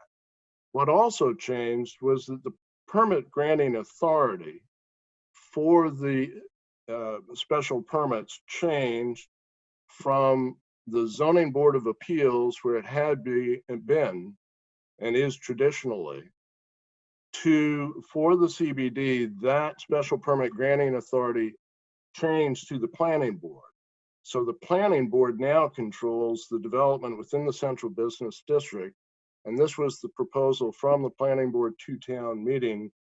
And this set of proposals was approved by a 92% vote at town meeting. So clearly, this was the will of the town at the time. So with that, Ted, I'd love to turn it over to you to show them a very exciting design for 654 Main. Well, thank you, Ian, and thank you to the board and to the public who are attending this evening. I know it's a very late evening, and I thank you for your patience, and I will try to go through this very briefly and as quickly as I can, and I look forward to any of your questions at the end of the evening. We're going to do a very brief overview of the existing condition, a recap of the CBD guidelines. We're going to look at the design and then ask for some questions and guidance. This is for everyone who knows the site location, but it's for our virtual audience, and we can come back to them if there is any particular questions. Let me just get back to this. So these are views looking up and down Main Street. And of course, we recognize the importance of this site and what it means to Winchester as a gateway site, reinforcing its edges to the cultural district and to the central business district, as noted in blue and orange around the perimeter. Yet, you know, we often use precedent images to reinforce and express the type of pedestrian experience that we're looking for as a part of the ground floor at Main Street. Yet throughout the process, we've looked to the town zoning bylaws, elements of form, which really is a great descriptive document pointing to the qualities that are part of the town's past, present, and future architecture, which really make Winchester so unique and special. And this has really been central to our design review discussions, and I thank you for this excellent document. Additionally, our process has been very transparent and collaborative. As you know, and has been pointed out, we have spent a great deal of time in discussions over the last few months. We've received feedback from 3 pre-application meetings, as noted, as well as 5 design review meetings with the town's consultant, Dennis Carlone, as well as Brian Zakelis, the town planner. And I think throughout it, there have been 3 basic areas of concentration, which has been discussion around scale. We started with a 5-story building and reduced it to 4. We also looked to the board and understood the really importance of 63 Vine Street and its preservation, and as well as looking at architecture that could be a transition between the residential fabrics and elements along Vine Street and the commercial elements along Main Street. But ultimately, I think the architecture that we really appreciate is something that has civic presence. We hear a lot about a mix of uses and a mix of types of housing, and ultimately architecture that has rhythm and scale and is a part of the context. And so with that, I'm going to point to the site plan at first, just to orient everyone. This is Main Street, Vine Street, and Elmwood. We basically broken the building down into 4 elements. The Main Street building, which you see here, which has 2 retail spaces, a residential building, which flanks Elmwood and parts of Vine Street, which is a residential garage entrance, as well as some residential units and units above. The 63 Vine Street restoration, and which is all shared cohesively through a central shared courtyard. I'm going to briefly run through the floor plans. This is the basement floor. We are looking at actually automated parking. There's storage for the retail as well as the tenants, and as well as parking spaces for 37 to 41 parking spots at the lower level, as well as 1 additional spot on the first floor. This is the retail spaces, A and B, as well as the courtyard space and residential areas. And just to note throughout the process that this site is in a FEMA floodplain. And so the finished floor elevations of the retail and residential floors have to be at a minimum of 2 feet above the finished grade, which is along Main Street. As you move to the upper floors, we have a mix of residential units that range in 1 to 2 bedrooms that range in size from 500 to 1,200 square feet, with a mix of recessed decks and flush balconies. And open space that allots for 13% with a 15-foot minimum, and open to the sky, which exceeds 25%. So as I move through that quickly, I'm going to provide what I'd like to call a virtual walk around the block as seen from the eyes level. And I'm going to begin on Elmwood, and then we'll lead us down Main Street and then end on Vine Street. And what this I'm going to try to do is explain the pedestrian experience and the materials and some of the details that we had looked at. What you're seeing here is the residential building and the commercial building next to each other, separated by what we call a void or a slot of glass balconies. And we looked at minimizing the building height by expressing gabled roofs and dormers, textured masonry and cornice lines. And ultimately, that I think this slide is a blow up of this corner looking from Elmwood, which we seek to create details that relate a lot to the human dimensions. Forms that are familiar, as you see with the dormers and the sloped roofs, that as the building increases in heights, we tend to try to make it more slender towards the top, following the guidelines as pointed out. And this, we understand, is really helping to create the animated roofline silhouettes that make Winchester so special. We're looking to include New England authentic red brick, which is sympathetic to the general downtown palette. And as we develop the project in the future phases, really advance the detailing and the corbelling and the palette in such that it really enriches the overall effect of the masonry with light and shadow. Operable windows with a balance of flush and recessed balconies that are scaled directly to the character of the adjacent spaces, and at times chimney elements that flank living spaces. As we move around Elmwood, this is a shot looking up to a residential entry, which is behind the street trees. And I think what's special is the slope of the street. And we tried to create an experience that would lead people up along some of the greened areas, creating dormers that are double height and single height, and balconies that overlook the long views to the street that bring people into their entry. And as you move back farther away from Main Street, you begin to see the transition, and I think we'll begin to develop that slightly more, where the tones of brick between the residential building and, let's say, the commercial building are slightly offset from each other to give a diverse character of color and palette. We also are looking, as we move towards the commercial area, to include larger windows that maximize the visibility and transparency through the ground floor retail. We've got retractable lateral arm awnings that really help offer an active and vital marketplace at the ground level that supports the Central Business District and Winchester Cultural District guidelines, and as well as sign panels that will be filled in by future tenants, or as well as windows and access areas along the spaces at the ground floor. So as we move back along Main Street, you begin to see some of the other considerations that we will look to. There's a great beginning of street trees to the north that we want to continue. We set back our building approximately 10 feet overall from the face of building to the curb line to allow for accessible walkway, as well as for the development of trees over time and their mature growth. The central element of the Main Street building is an expressive hip roof that is floating in some way that helps to provide a presence. We were told that this was of interest to create a sloping roof that was receding back between the receding balconies. And as we look closer, I think this is the opportunity where we can develop the balconies and the operable windows and the doors and the recess and the brick corbelling to really make this somewhat special and unique. This is a view from across the street, and I'm just going to walk you down through Main Street and the larger openings that have really great transparency to the retail level. The trees are ordered to the rhythm of the structure that respond to the street. And moving back, looking back away, and even farther back to the north, we've beveled the walls to allow for visual dynamic edge along this line. And this allows us to provide better visibility to 63 Vine Street as we move towards its face.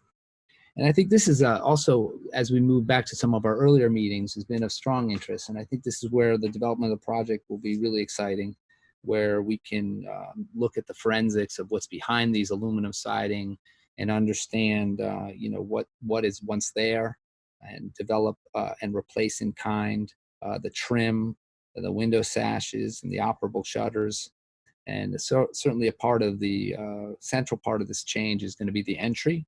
And possibly behind these materials, we'll be able to find the surrounds and the front pieces and the casings that make these entrances into Greek Revival buildings so special.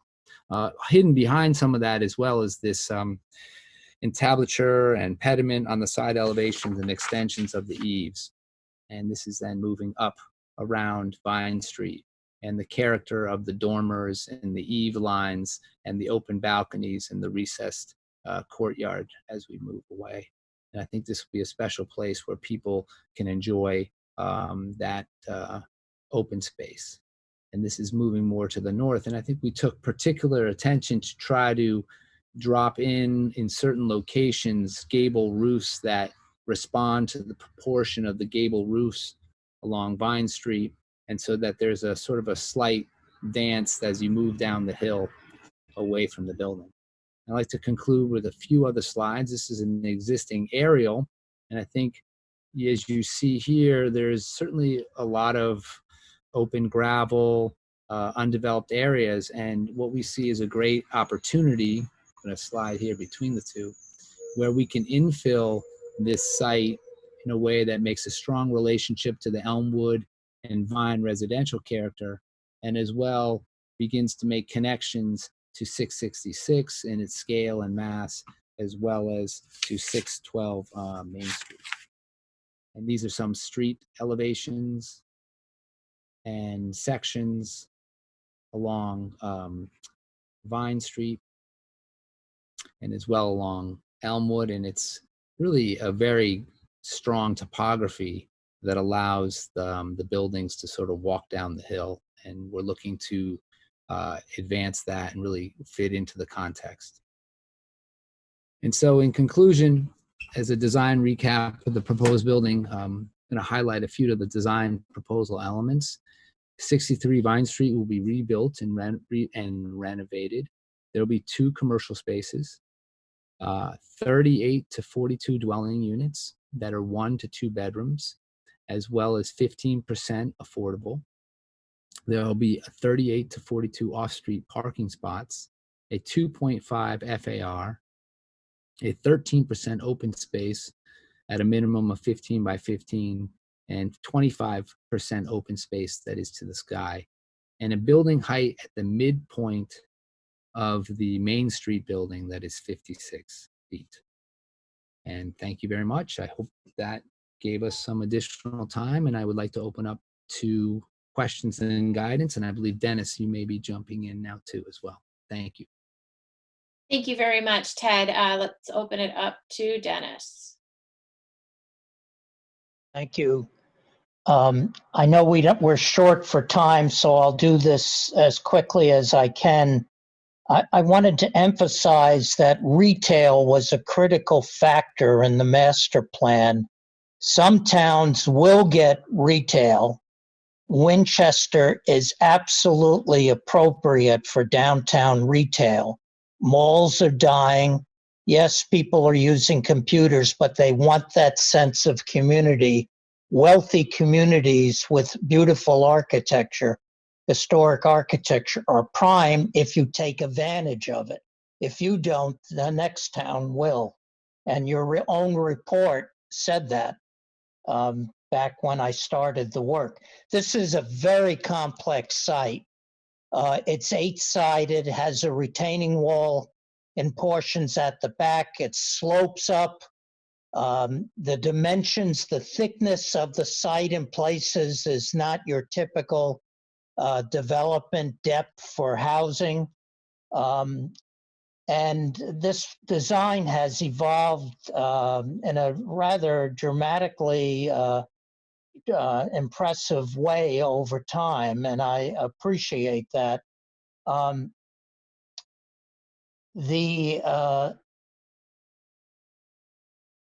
The Elmwood Street, Ted, could you go to the site plan?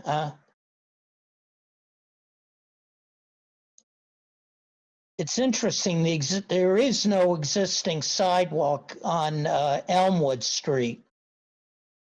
What you see there now is we're building just shy of the proposal is just shy of the property line on Elmwood. There is no sidewalk, so the town and the development team have to work together on getting that built. It's in many ways an illegal street. And the reason I'm mentioning that is the profile of the turn of Elmwood is going to be altered. Thank you, Ted, for doing that. Going to be altered, and we could actually increase that side of the turn. We have to have a fire engine dimension. We get all that, but rebuilding that actually helps. The notion of taking this building, this 8-sided site, and making it feel like 3 different buildings, of course, the historic house, the Main Street component, which is only commercial at the ground floor, and then the more residential infill on Elmwood that picks up of the building that's recently under construction. And articulating it differently gets kudos left and right. Now, I have to be honest, I actually think Main Street, I know people won't agree based on the other discussion, it should be 5 stories, the Main Street component. And the building connecting back on Elmwood in the 4 range, which is what Ted has at the moment. That is not what's being proposed, but we wanted to articulate the Main Street building as a more town center building and the residential townhouse expression beyond that. Ted, if you could go to a rendering of the front. Keep going. 1 more, I think. 2 more. That's good. So the notion of the roof being different, as you can see there, that's perfect. Makes sense. Now, we've talked about this. The height of that slope roof.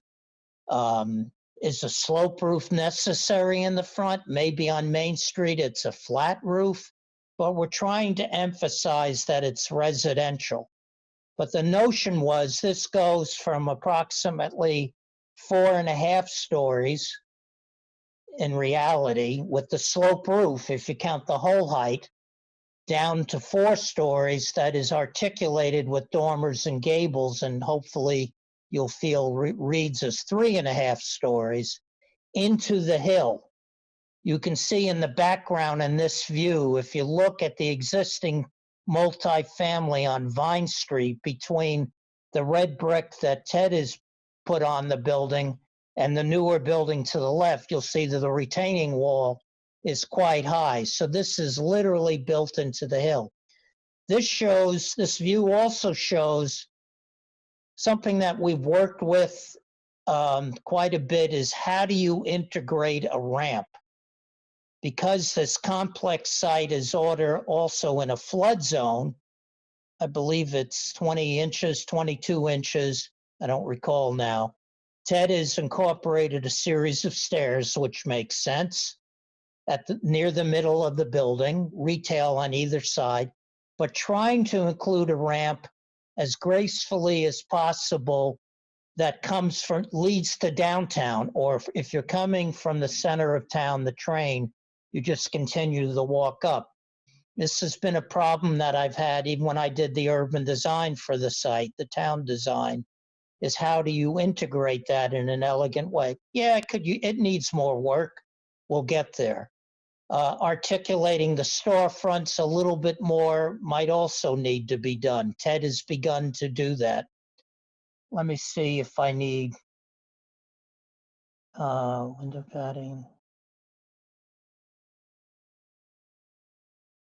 Now, I think one of the advantages of a hardware store is that is a need. That is a destination at this end of the retail of downtown, just like a quality restaurant that's visible can be at the other end near Town Hall. So this is a built-in attraction that to me makes this retail work, and the potential of this retail working, and how we display that retail will be developed in refinement. Here you can see the awnings are out, although it's hard to read in the rendering on the right-hand side.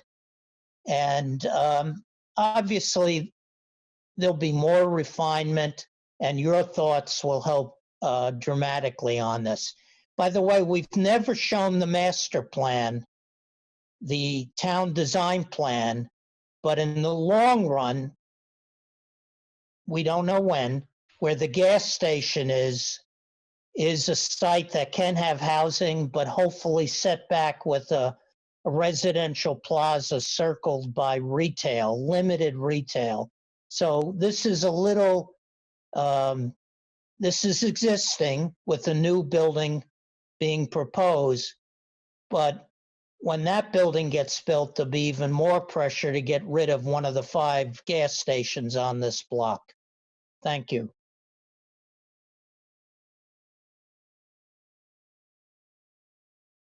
Thank you very much, Dennis. So we're going to do the same thing that we did before.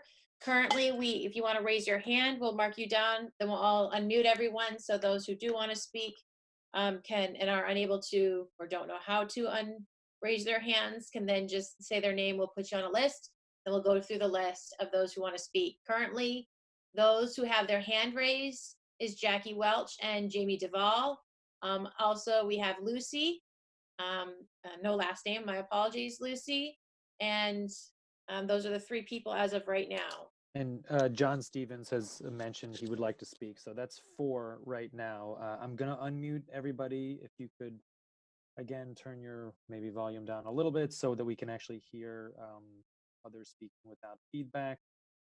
So as of right now, it's just Jackie, Jamie, John, and Lucy. And here, I'm going to unmute everybody right now.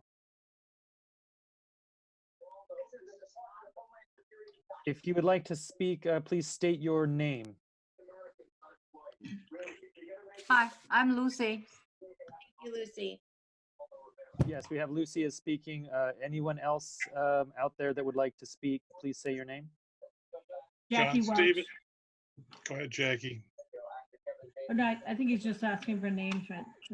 Right, I'm asking for people that are not Jackie, not Jamie, not John Stevens, and not Lucy. Other people who would like to speak, please say your name. Okay, that makes it easy. We have 4 people that are going to speak. I'm going to mute everybody again, and we're going to do the same 3 minutes each. Jackie Welch, you raised your hand first, so you are going to go first in just a second.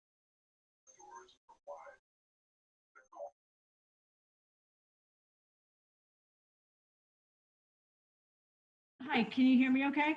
Yeah, go right ahead. Everyone should be able to hear you.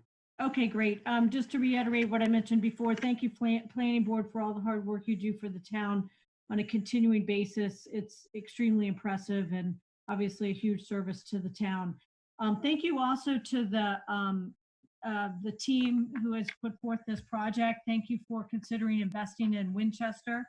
I just have a few comments. One, and I have limited time, so I'm just kind of highlighting a few things that I wanted to point out. So the scale and massing of the building, even though the heights come down, is concerning just the way it looks visually. I mean, it's obviously, I'm assuming the planning board will be ensuring that all the dimensional requirements would be met in any final plan, but as the renderings depict, it sort of evidences that the scale and massing are, as close to the property lines as possible.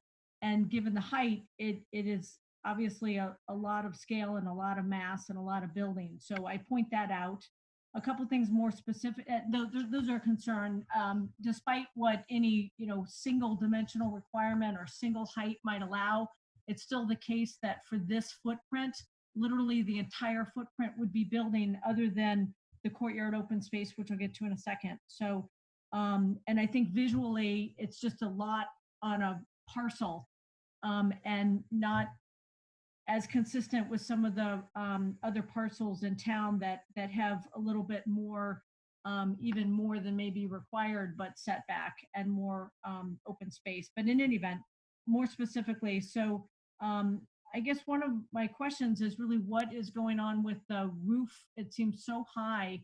Really, it's like 4 stories and a higher roof than not just a flat roof, but any roof. I'm assuming that the mechanicals may be in there, but I guess my overall comment is, does it have to be that high? I'm assuming that design-wise, I was trying to like give a proportionality to the slope with the height of the building, but it seems like it's just adding a lot of height, which may not, be necessary, and it even though it's set back and on a slope, it still makes the overall building very high, in contrast to the back of the building, which seems, as was pointed out in the presentation, more at, closer to the 3.5 stories.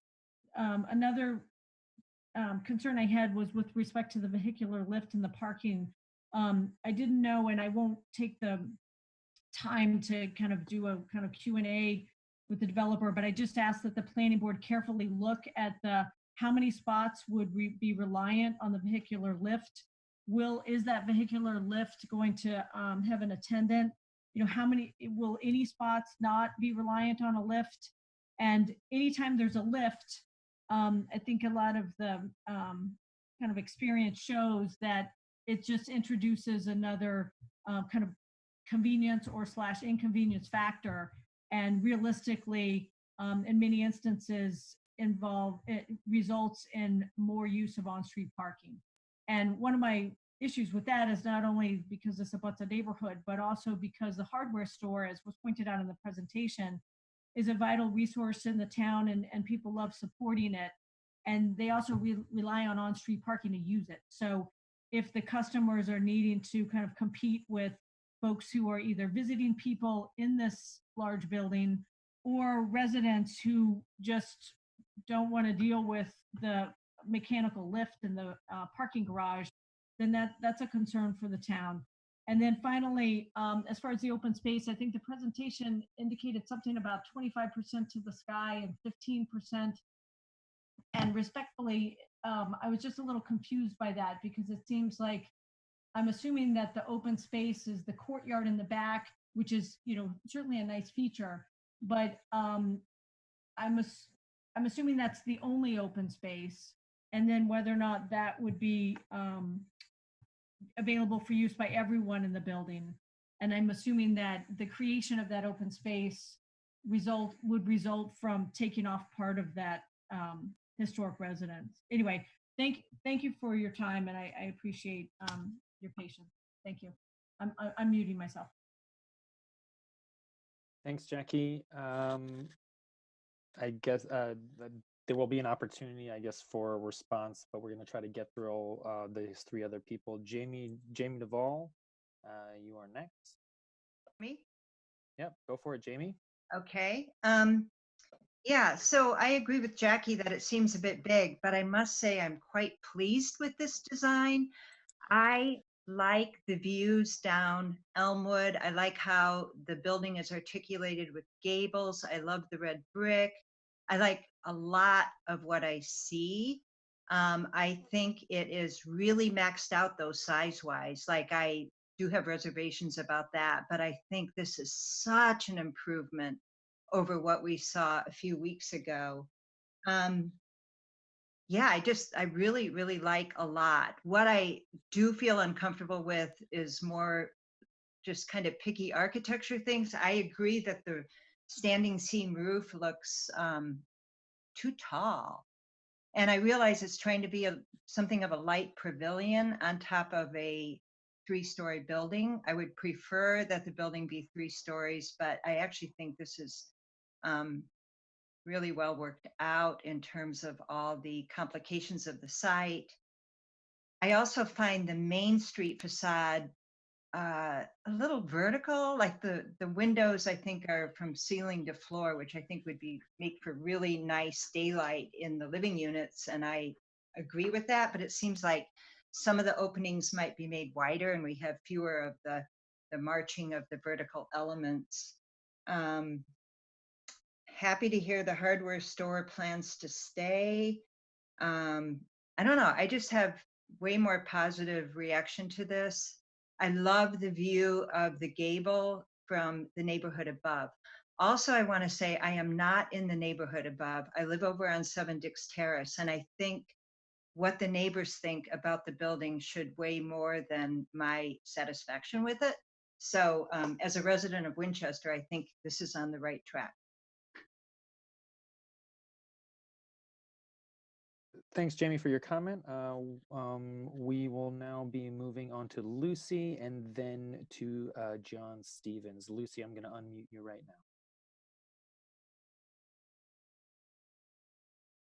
now. Okay, the floor is yours, Lucy. Okay, I'm the neighbor on 51 1 Street. Okay, anyway, all these buildings currently built, well, seems too big for me, for my house. Because there's already, I think, including the Converse place, this one, the one that's like currently built near my home. I think all those, we cannot assuming that all those people living here don't have kids. Those kids will go to Lincoln School. Has the town considering like whether Lincoln School can hold the capacity? And another thing is, okay, traffic. I think nobody is as good as me be familiar with the traffic here, because because on 1 street there's that temple for like Jewish temple, so all those will be a big traffic on certain days or on the rush hours. The 1 street, I think maybe when the building is built up, there'll be like blocking on the road, and there's a lot of inconvenience. And because the hardware store also used off-street parking, I can imagine. I'm like planning to take pictures from now and down, but then there's the coronavirus thing. But those things I'm seeing it like every week. This is like a very unsafe and like very inconvenient for the residents on 1 Street. And also 1 Street parking itself right now already occupied all those commuters. Like I think later on, all those buildings, residents' friends will occupy 1 Street parking. Has the town considering giving 1 Street special parkings for the residents on 1 Street?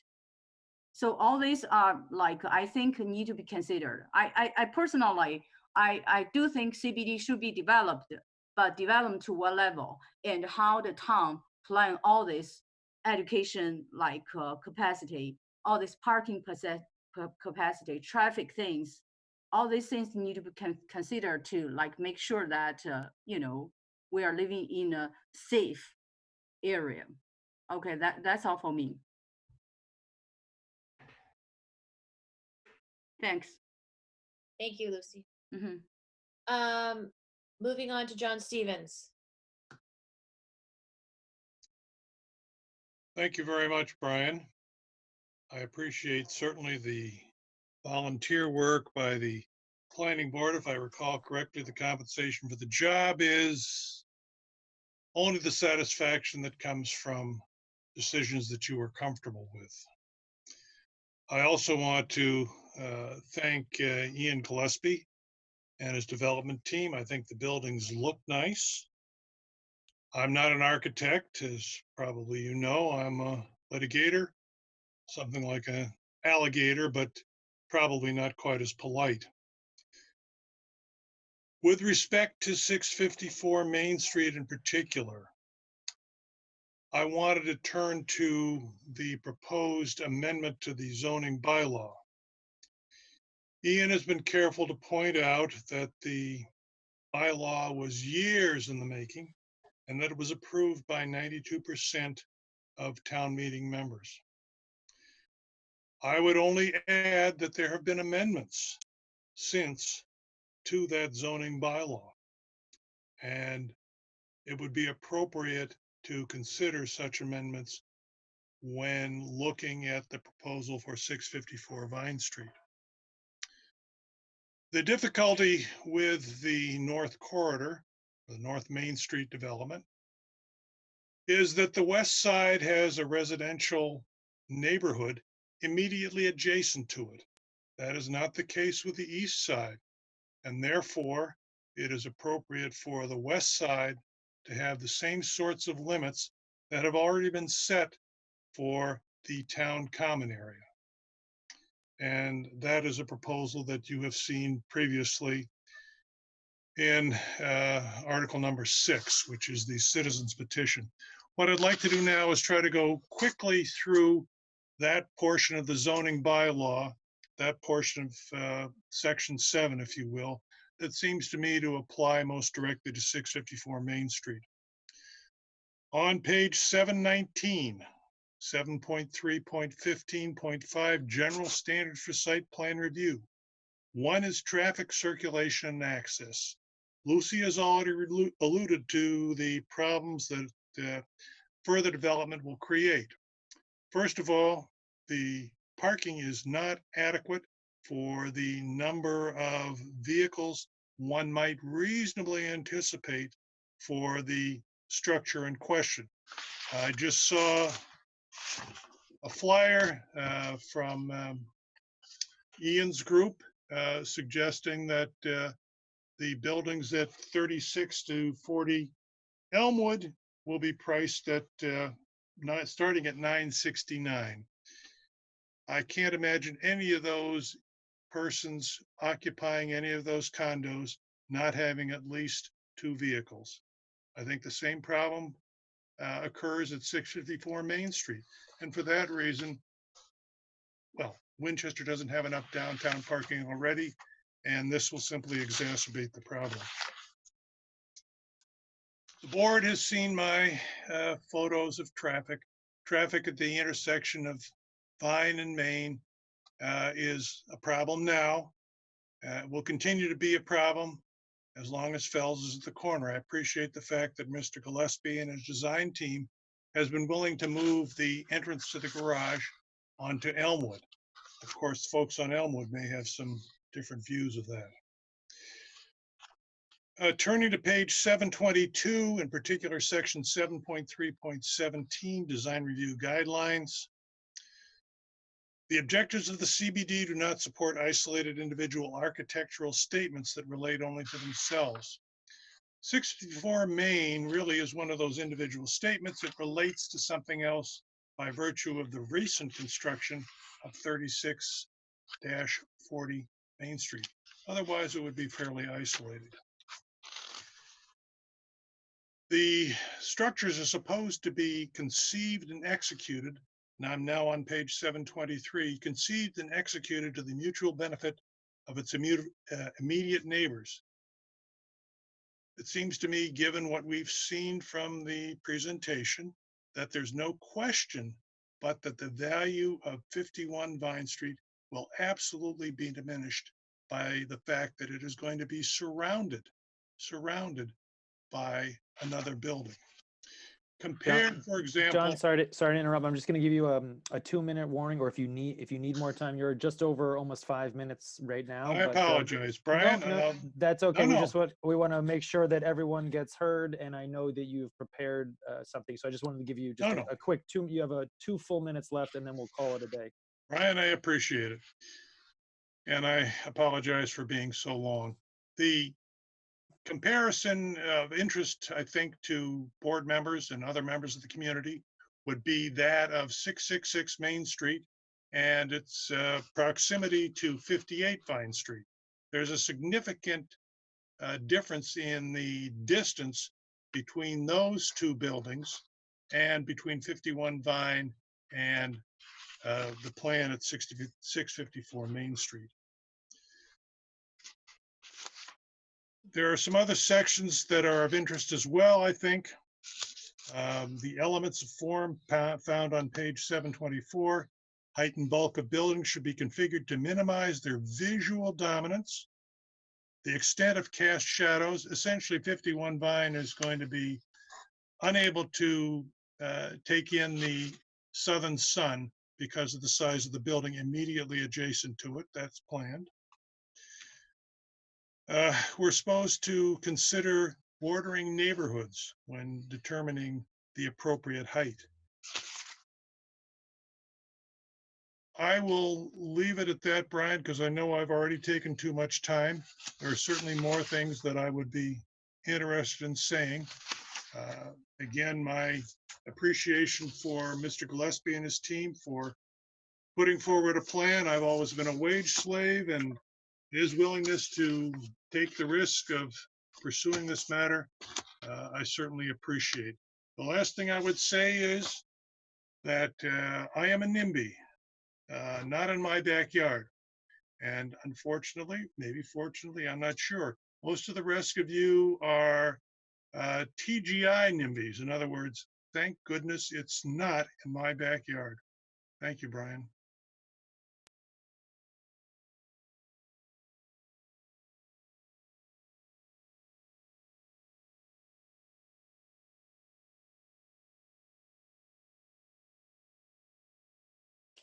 Thank you very much, John. All right, let's open it up to the planning board.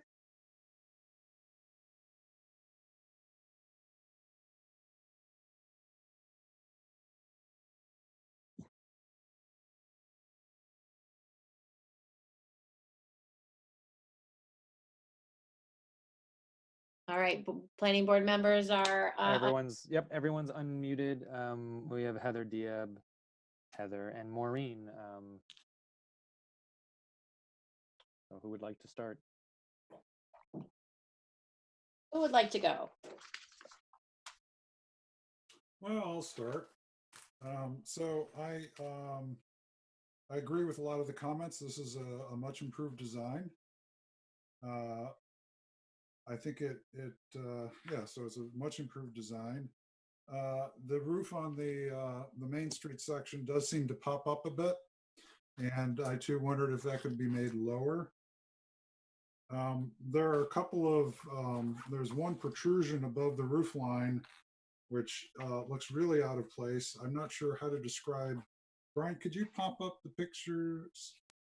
Can someone pop up the pictures? I noticed the page numbers are a little different on what we got versus what was displayed. So if you go to like page 30,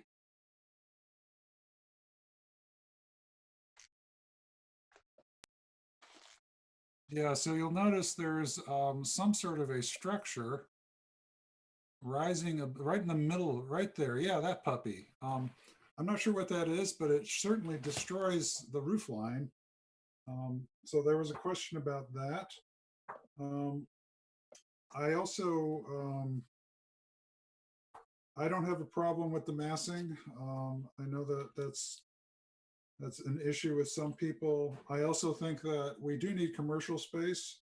And I know this board has wavered between saying we need commercial space and we don't need commercial space. I think we do. The only other comment I have is that on the view as you come down Elmwood, and I'm going to try to get to that page. It's one of the first ones. Let's see. On ours, it would be page 16. Yeah, somehow the that looks really flat. Maybe it's just the way it looks here, but it seems to be a rather static looking wall. And here you can see, so I just somehow, if you could liven that up a bit, I think that would look better. And those are my comments. Thank you.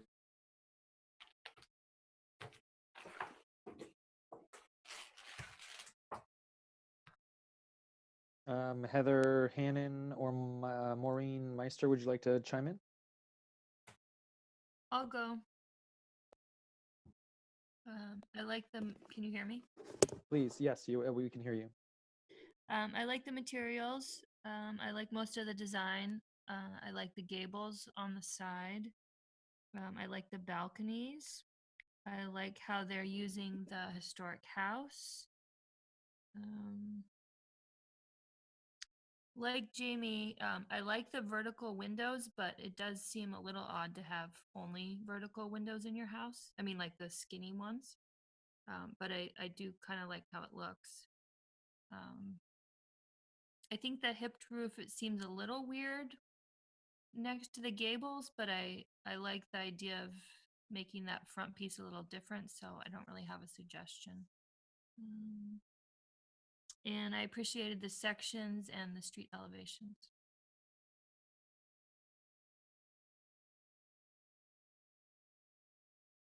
All set? Mm-hmm. Thank you. Let's see, for myself, I think it's heading in the right direction. The scale relative to the street is good. I appreciate the impact, especially of parking. We have to deal with that one. And that's not just our issue. We're going to have to work with the select board on that, but the impact on the neighborhood is serious. But I do think that with the historic house being preserved, that does create a good buffer for the entrance way to the neighborhood. So yes, exactly. Let's see, the cross gables are great. I love the cross gables, and the shed roofs are. I mean, I'm in a house right now under a shed roof. I get shed roofs, but those don't do it. And I was flipping everywhere for the section in the zoning bylaw on dormers 7.3, 0.13.4. Yeah, you should look at that. And the last one, subsection 5, a dormer must be located a minimum of 3 feet from the wall plane that runs perpendicular to the dormer face. And we're not getting that. So that's in the zoning bylaw. So there was a reason it was written that way, and I didn't write it, but I think it would help a lot. On the main mat block of the development facing Main Street, the roof needs some work. I like hip roofs, but this one, especially on the Main Street elevation, is just, you know, and the fact everybody is saying too tall. Maybe that's it. Maybe it should be lowered. Probably it could use some dormers, and it could probably be extended further out. The actual roof should extend into further out with deeper eaves. Those are just some thoughts. The floating over the row of windows, maybe it could work, but it's not there. If this is it, I guess my reaction was that it looked totally disconnected from the rest of the building in a way that wasn't good. It needed the top story, the fourth story, just somehow needed to be attached better to the main building. But I would want to see a cornice or some sort of pronounced break after level 3, just because of the way it relates to the rest of the street.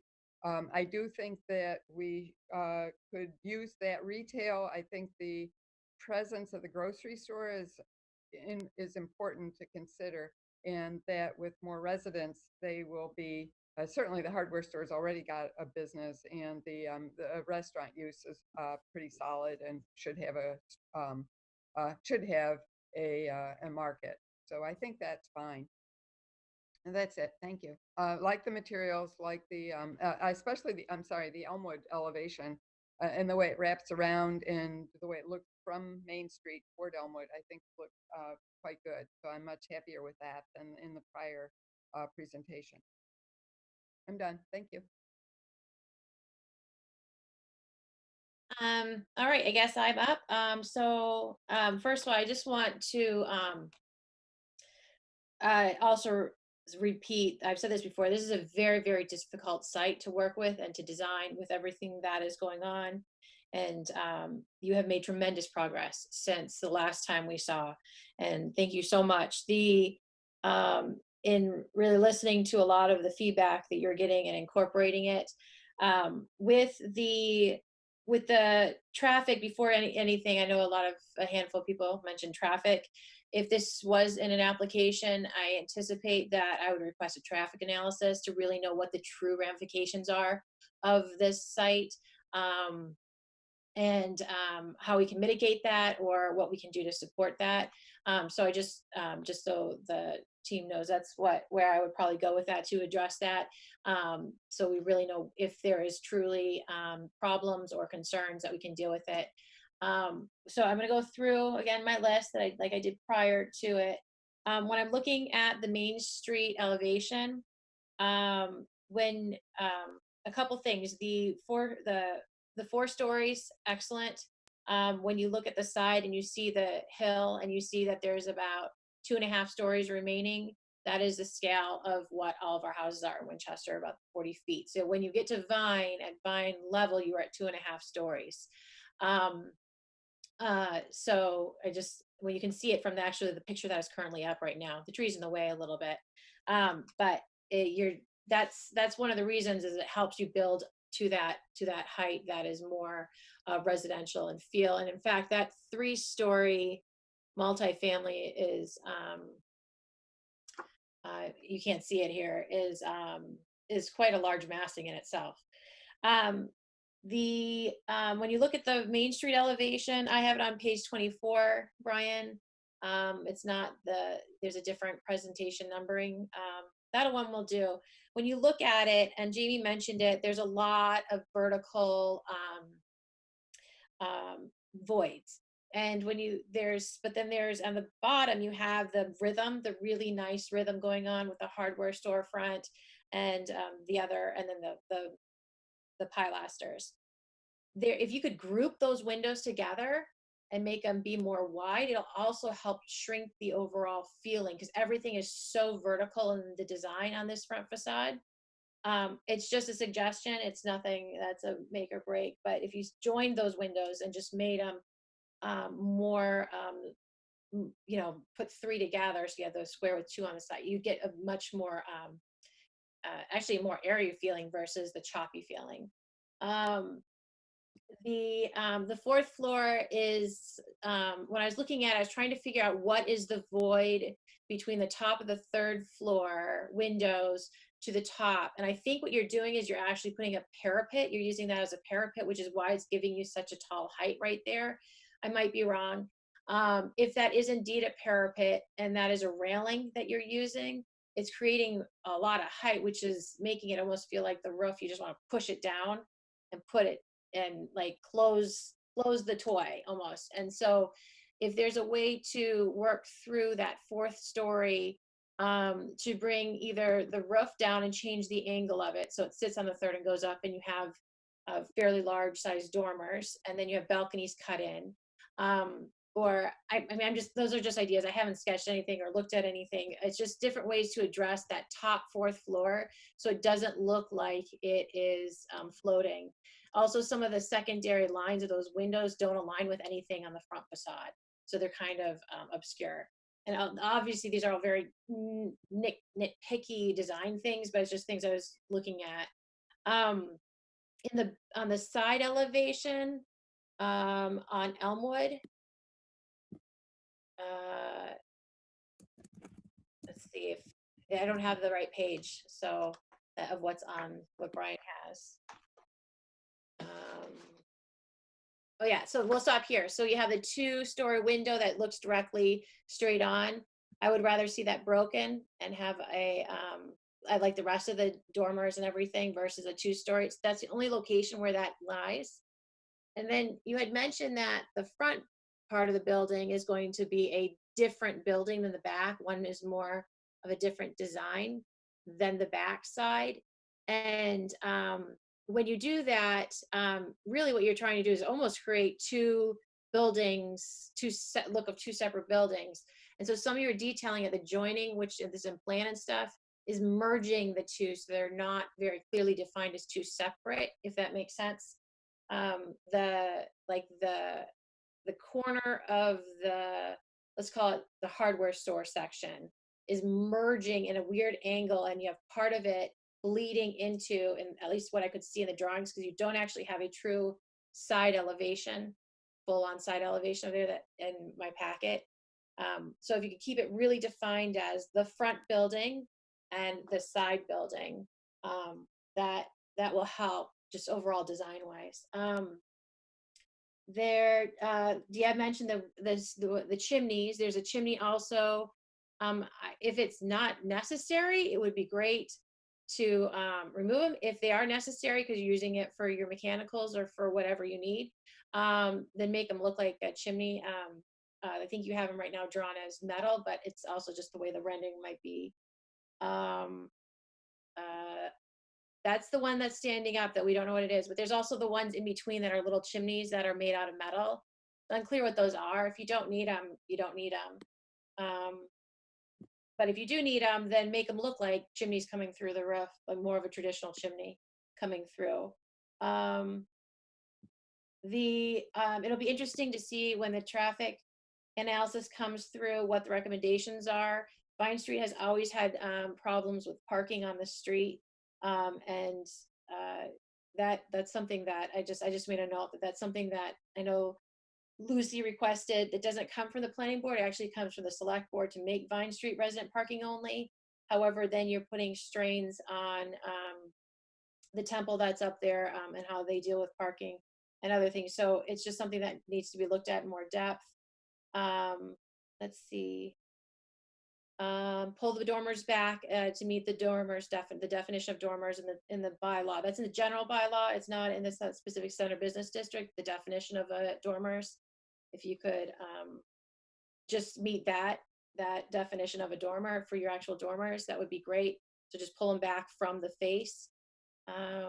And I think that's it. I think you are, you've made tremendous progress. When you look, oh, there's one more note I had, my apologies. When you look at Lucy's house versus yours, please look into screening and other things to help support that separation. There's a small area between those two, between her garage and the historical house, but if there are things that can go there to help screen that, please look into that as well as you proceed forward. Oh, and one more thing on, on Vine, looking straight in at the historical house. Where would that be? Yeah. I have it on page.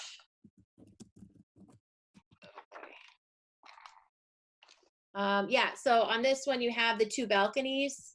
I just go ahead and put another balcony on that third row right there. That's just kind of floating out there and it looks unfinished. So I'd put a balcony there too, if it's depending on what's going on with your floor plan, if it makes sense. But you're losing floor space right there. That would be, that might be a benefit based on what's going on inside that area. And would help finish that so it's not looks like a floating window cutout. But it might also be the way the rendering is as well, because I don't have an elevation. But that's my feedback. Do you want to unmute Ted? Actually, I can actually unmute Ted. I'm going to unmute you, Ted, in case you have any questions, and go from there. So Ted, you are unmuted. Sure. No, thank you. I just think one question that came up a few times, and before I respond to that, I just want to begin by saying thank you very much for your feedback. This was tremendously helpful, and really, I thank you. And I know it's late, so I'll be very brief. The one question that came up often was, can you see my mouse? What is this sloping? Brian, can I have control of the thing and I can point to that a little bit better? Or do you want to? We'd have to start a new screen share, but Oh, no, don't worry about yeah, it. so we're talking about this piece here, Yeah, correct? Yep. and maybe that roof. So what we've done is, and we can show you that another time, is that behind that roof, we've depressed a mechanical zone about 4 feet down, and that is the stair access, which is required by code to get to the roof. So as an extension of the stair to the roof level. And maybe I can show you on the floor plan. I just want to be able to just explain that one question. Other than that, I know that there were a lot of very good feedbacks, and I'd like to take to heart, particularly working on the Main Street roof line and its height and its relationship to the brick wall, parapet wall. And that also leads to another question I think that Heather, you may have had. That is the parapet for the recessed deck areas to provide privacy. So in that zone there, we've recessed some open space for the units, and in order to create more screening from the public view areas, that was the idea. I also want to understand a little bit more about the dormers, and we'll work through those and the setbacks from the roof line and study that, as well as the really working on some of the detailing at the ground level and the pedestrian way. And I think that's going to come in time, as well as the brick detailing. And we worked very hard, particularly along Elmwood, to work through some of the gables and the dormers and the materials. I also like some of the comments, and we'll continue to advance those around making those two buildings more distinct, maybe in their color and their roof line, and work through that connection that occurs between the two. And I think, Heather, you may have had a question about, the odd connectivity there, and I think it's centered around circulation that's going to allow us to have one elevator core that can serve both buildings, and that's really an economic response. But I think we can work on the material connections and the details that minimize the visible connection there to make them. I'm talking more about the skin than the actual functionality. Because Yeah. you put the white bleeding onto the other building almost in your rendering. So that's is on the back side where it steps in, where you right here where the person's standing. Mm-hmm. Right in there in the little inset next to the other garage, and you have the inset right there in your renderings. You have the white that is on the back building on the back side of this building, so it's almost bleeding into versus that brick, and then you'll see it right in there. Yeah, that's definitely a rendering issue, and I think we'll work through That's what I'm saying. I didn't know if it was or wasn't. I just wanted to make sure that the front building with the we'll call them, I don't know how to, with the roof, right? That reads as a separate building in the way that it's designed, and you don't have the white bleed. I actually think the two buildings are reading differently. And you were talked about different materials, and that would be worked out at a different time. I do think they are reading differently already. When you go to do that detailing is to really, if you're going for that you have your roof line going and bedding into there, you want it to read as two separate buildings, as if they were built separately, but all the programming inside can, interchange and entwine and stuff. If that's what your intention was. It was more of a discussion on design with you versus. No, I think that's a great point, and it's going to really make the buildings read more clearly, and we'll continue to work through that. And I hate to be the bearer of bad news, but I believe we are going to get kicked off in maybe 1 to 2 minutes. This meeting was set until 10:30, and we're past that. So I have a feeling the meeting might stop any minute. Okay. Can I jump in? If I get cut off, I get cut off.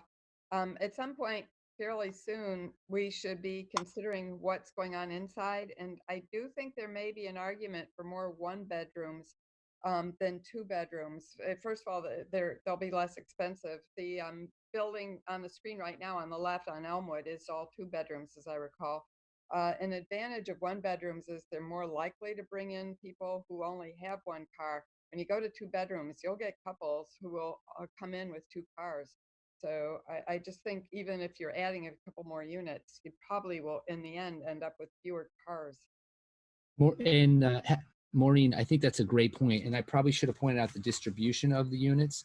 So we work really hard along that topic. I think it was brought up in earlier planning board comments. So currently we have 29 one-bedroom, Oh, good. Okay. 9 two-bedroom units. And so Good. I agree wholeheartedly with your comment around the unit distribution, and I think there's a great opportunity to make these really special, small, but compact and well functioning one-bedroom units. There's a market, divorced Yes. people and younger, like 25, 35 years old. And then along those lines, we do want to make sure we've got adequate bike storage because that Yes. will be the younger buyer. Yeah, and I think we're looking just along that question too. We're looking at putting bike storage either in the units or in the courtyard outside or potentially in the lobby areas. And these are just details that are going to get themselves worked out, but we see a market for bike storage and really making it a part of the livelihood of Winchester. So yes, agreed too. Thank you. Thank you. Very much, Ted. Thank you both. Thank you, everyone. Thank you to the board and the comments from the public. Ian, did you have any comments to clean as before we stop? Who, me? No. Ian. Oh, I'm sorry. Oh, no, thank you very much to the board. I'd also like to thank Brian Kelly and Dennis Carlone, who have worked very hard with us on this. And I must say, Maureen's comments about the 63 Vine, I think have resulted in a really lovely a lovely setting for that building. So we're celebrating that building now rather than taking it down. So I think that works well for everybody. Thank you very much, Ian. All right, so we're going to conclude with these two. Before we adjourn, is there anything the planning board wants to touch base on before we proceed to our beds? Oh, yeah. Anything? No. Just to remind everybody, and Heather, I did send a draft just to Heather of a letter to the Historical Commission, but we have actually, I think now we're looking at 3 different projects that could, where the zoning and the recommendations to ZBA or our own will be involved with historic buildings. So we've got the one on Main Street, which was the impetus for writing the letter. But then as a follow-up, we also have a project on Grove Street, and that one, maybe that's just probably a site plan review, as Brian suggested. But even so, we ought to be, the Historical Commission will be wanting to think about that, and we will have some input on site plan review to this. In that case, it would be ZBA. But then the third one is we've just learned about Niles Lane, and that's pretty complicated. And if there's going to be a subdivision proposed, I think we want to get ahead of it and be prepared, because that too will involve a property that is going to be in front of the Historical Commission. So this idea of coordinating more closely is, I think, really important, so that the issues relating to zoning are merged with the interest in historic preservation. But Heather, I trust you've got the draft, and everybody should know I did draft something as you requested. Yeah, So. it just wasn't available to make it to this meeting. So in our next few meetings, we have the hearing. We will go over the Historical Commission letter, because we have to review that as a board for it to be sent out, but from the board. We are going to review the special permit fee. Brian is doing research right now to get all that information in case we need to modify that. And also is a special permit fee, and which other one? I'm blanking, Brian or Maureen. Yep. Oh, subdivision fee. There you go. Yeah. Yeah, it's everything. That would include A&Rs too, by the way. Yeah, so Brian's looking on that, and we're working on it, and gathering all the data to use that to provide us a recommendation of what it should be changed to, if it should be changed. And then obviously we have our meeting minutes as well that we'll continue to do. After town meeting ends, we'll start working on putting together how we're gonna proceed with the master plan implementation committee. So And also follow up on that for the board. Some of us, I certainly did pick up the print copies for tonight's meeting. I would really appreciate now a print copy of the master plan that we've adopted. Sure, we can arrange that. I believe Suzanne Gill has been doing some of those on request, so that certainly makes sense. Brian, can we go back to door drops of our packets? It was halted in the beginning because there was such a yeah. chaos going on, but can we go back to having those delivered again? Yeah, Suzanne can talk to the police about that. Okay. Thank you. I think the last thing to mention is, and we could call it a night, is that the Conservation Commission is meeting on May 26th. They have invited us to start the conversation about the tree bylaw, that we would go for an hour, but it's there. We would be going to their meeting. We would be there for an hour and we would leave. I'm going to send an email about that. That was more of just a heads up that we're definitely meeting next week. That is the hearing. We're going to be doing some business, and that Concom has invited us to the 26th. No one needs to say anything. I'm going to send an email, just a heads up. Okay, I think I can do it. And then last request, we did ask Brian if you could, again, we're not looking for even paragraphs. We're just looking for name, employer or whatever, or company representing, and just the big ones or what we would understand if you're having a quote unquote, it's remote now meeting, just so we don't get surprised as we have been. So it was a surprise to learn you'd already met with the people from Grove Street, for example. And then we just should know that these are happening. So those are going, Brian, in your Friday meeting. Yeah, they've been going in there. Yeah. Okay. Maureen, did you want more than what's in there, or? I thought it would be on just. I guess I'm not looking somewhere that I wasn't aware I was supposed to look at something. Oh no, I've just been any meetings that I've been having about anything, I've been putting in my weekly update. So whether someone's coming in for a potential development I've just been putting all those in the weekly update. So okay, I get the weekly updates. I guess I would have thought there was more in a week, but anyway, if that's where it's going, that's the right place. Thank you. Okay. Okay. I'm trying to think if there's anything else. My brain is starting to get. Oh, well, we are expecting to hire a recording secretary, and I just don't know whether that just will go by naturally. We'll get her on board, or if that's going to take a little bit of reminding HR. Yeah, no, I've sent the necessary recommendation form to get her on the payroll, and I can do another nudge, but that was sent the beginning of this week. And when that all comes through and it's official, can you send or maybe Maureen, actually, you might be the best, is to send your favorite ones. Yeah, there were. They have copies of them. If you didn't do it in your interview, make sure they get copies of your favorite ones. So the same layout, format, content, general, how much content of our discussion is in there. So she can just model it, or he can model it. Well, I think we agreed that we'd send some of Liz's, that Brian could do that. I think that's great. Okay. Actually, they should be posted. But okay. Anyway, we can work that out. But the other thing was just, if Brian, could you just follow up? Because I know it's sitting on a volunteer's shoulders to make sure the Historical Commission is moving forward with hiring their recording secretary.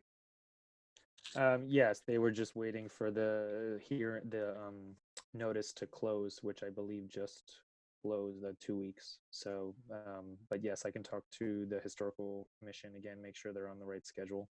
Thank you. Motion to adjourn. Do we have a second? Second. Do we need to discuss it? Yes. A little humor.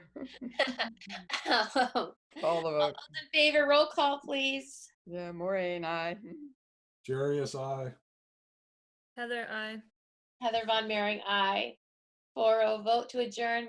Meeting is adjourned. Thank you, everyone, for all of your time and your patience while we go through Zoom. And hopefully, sometime in the near future, we will be back and you can see our lovely faces inside Town Hall. So, wish everyone the best and have a good evening.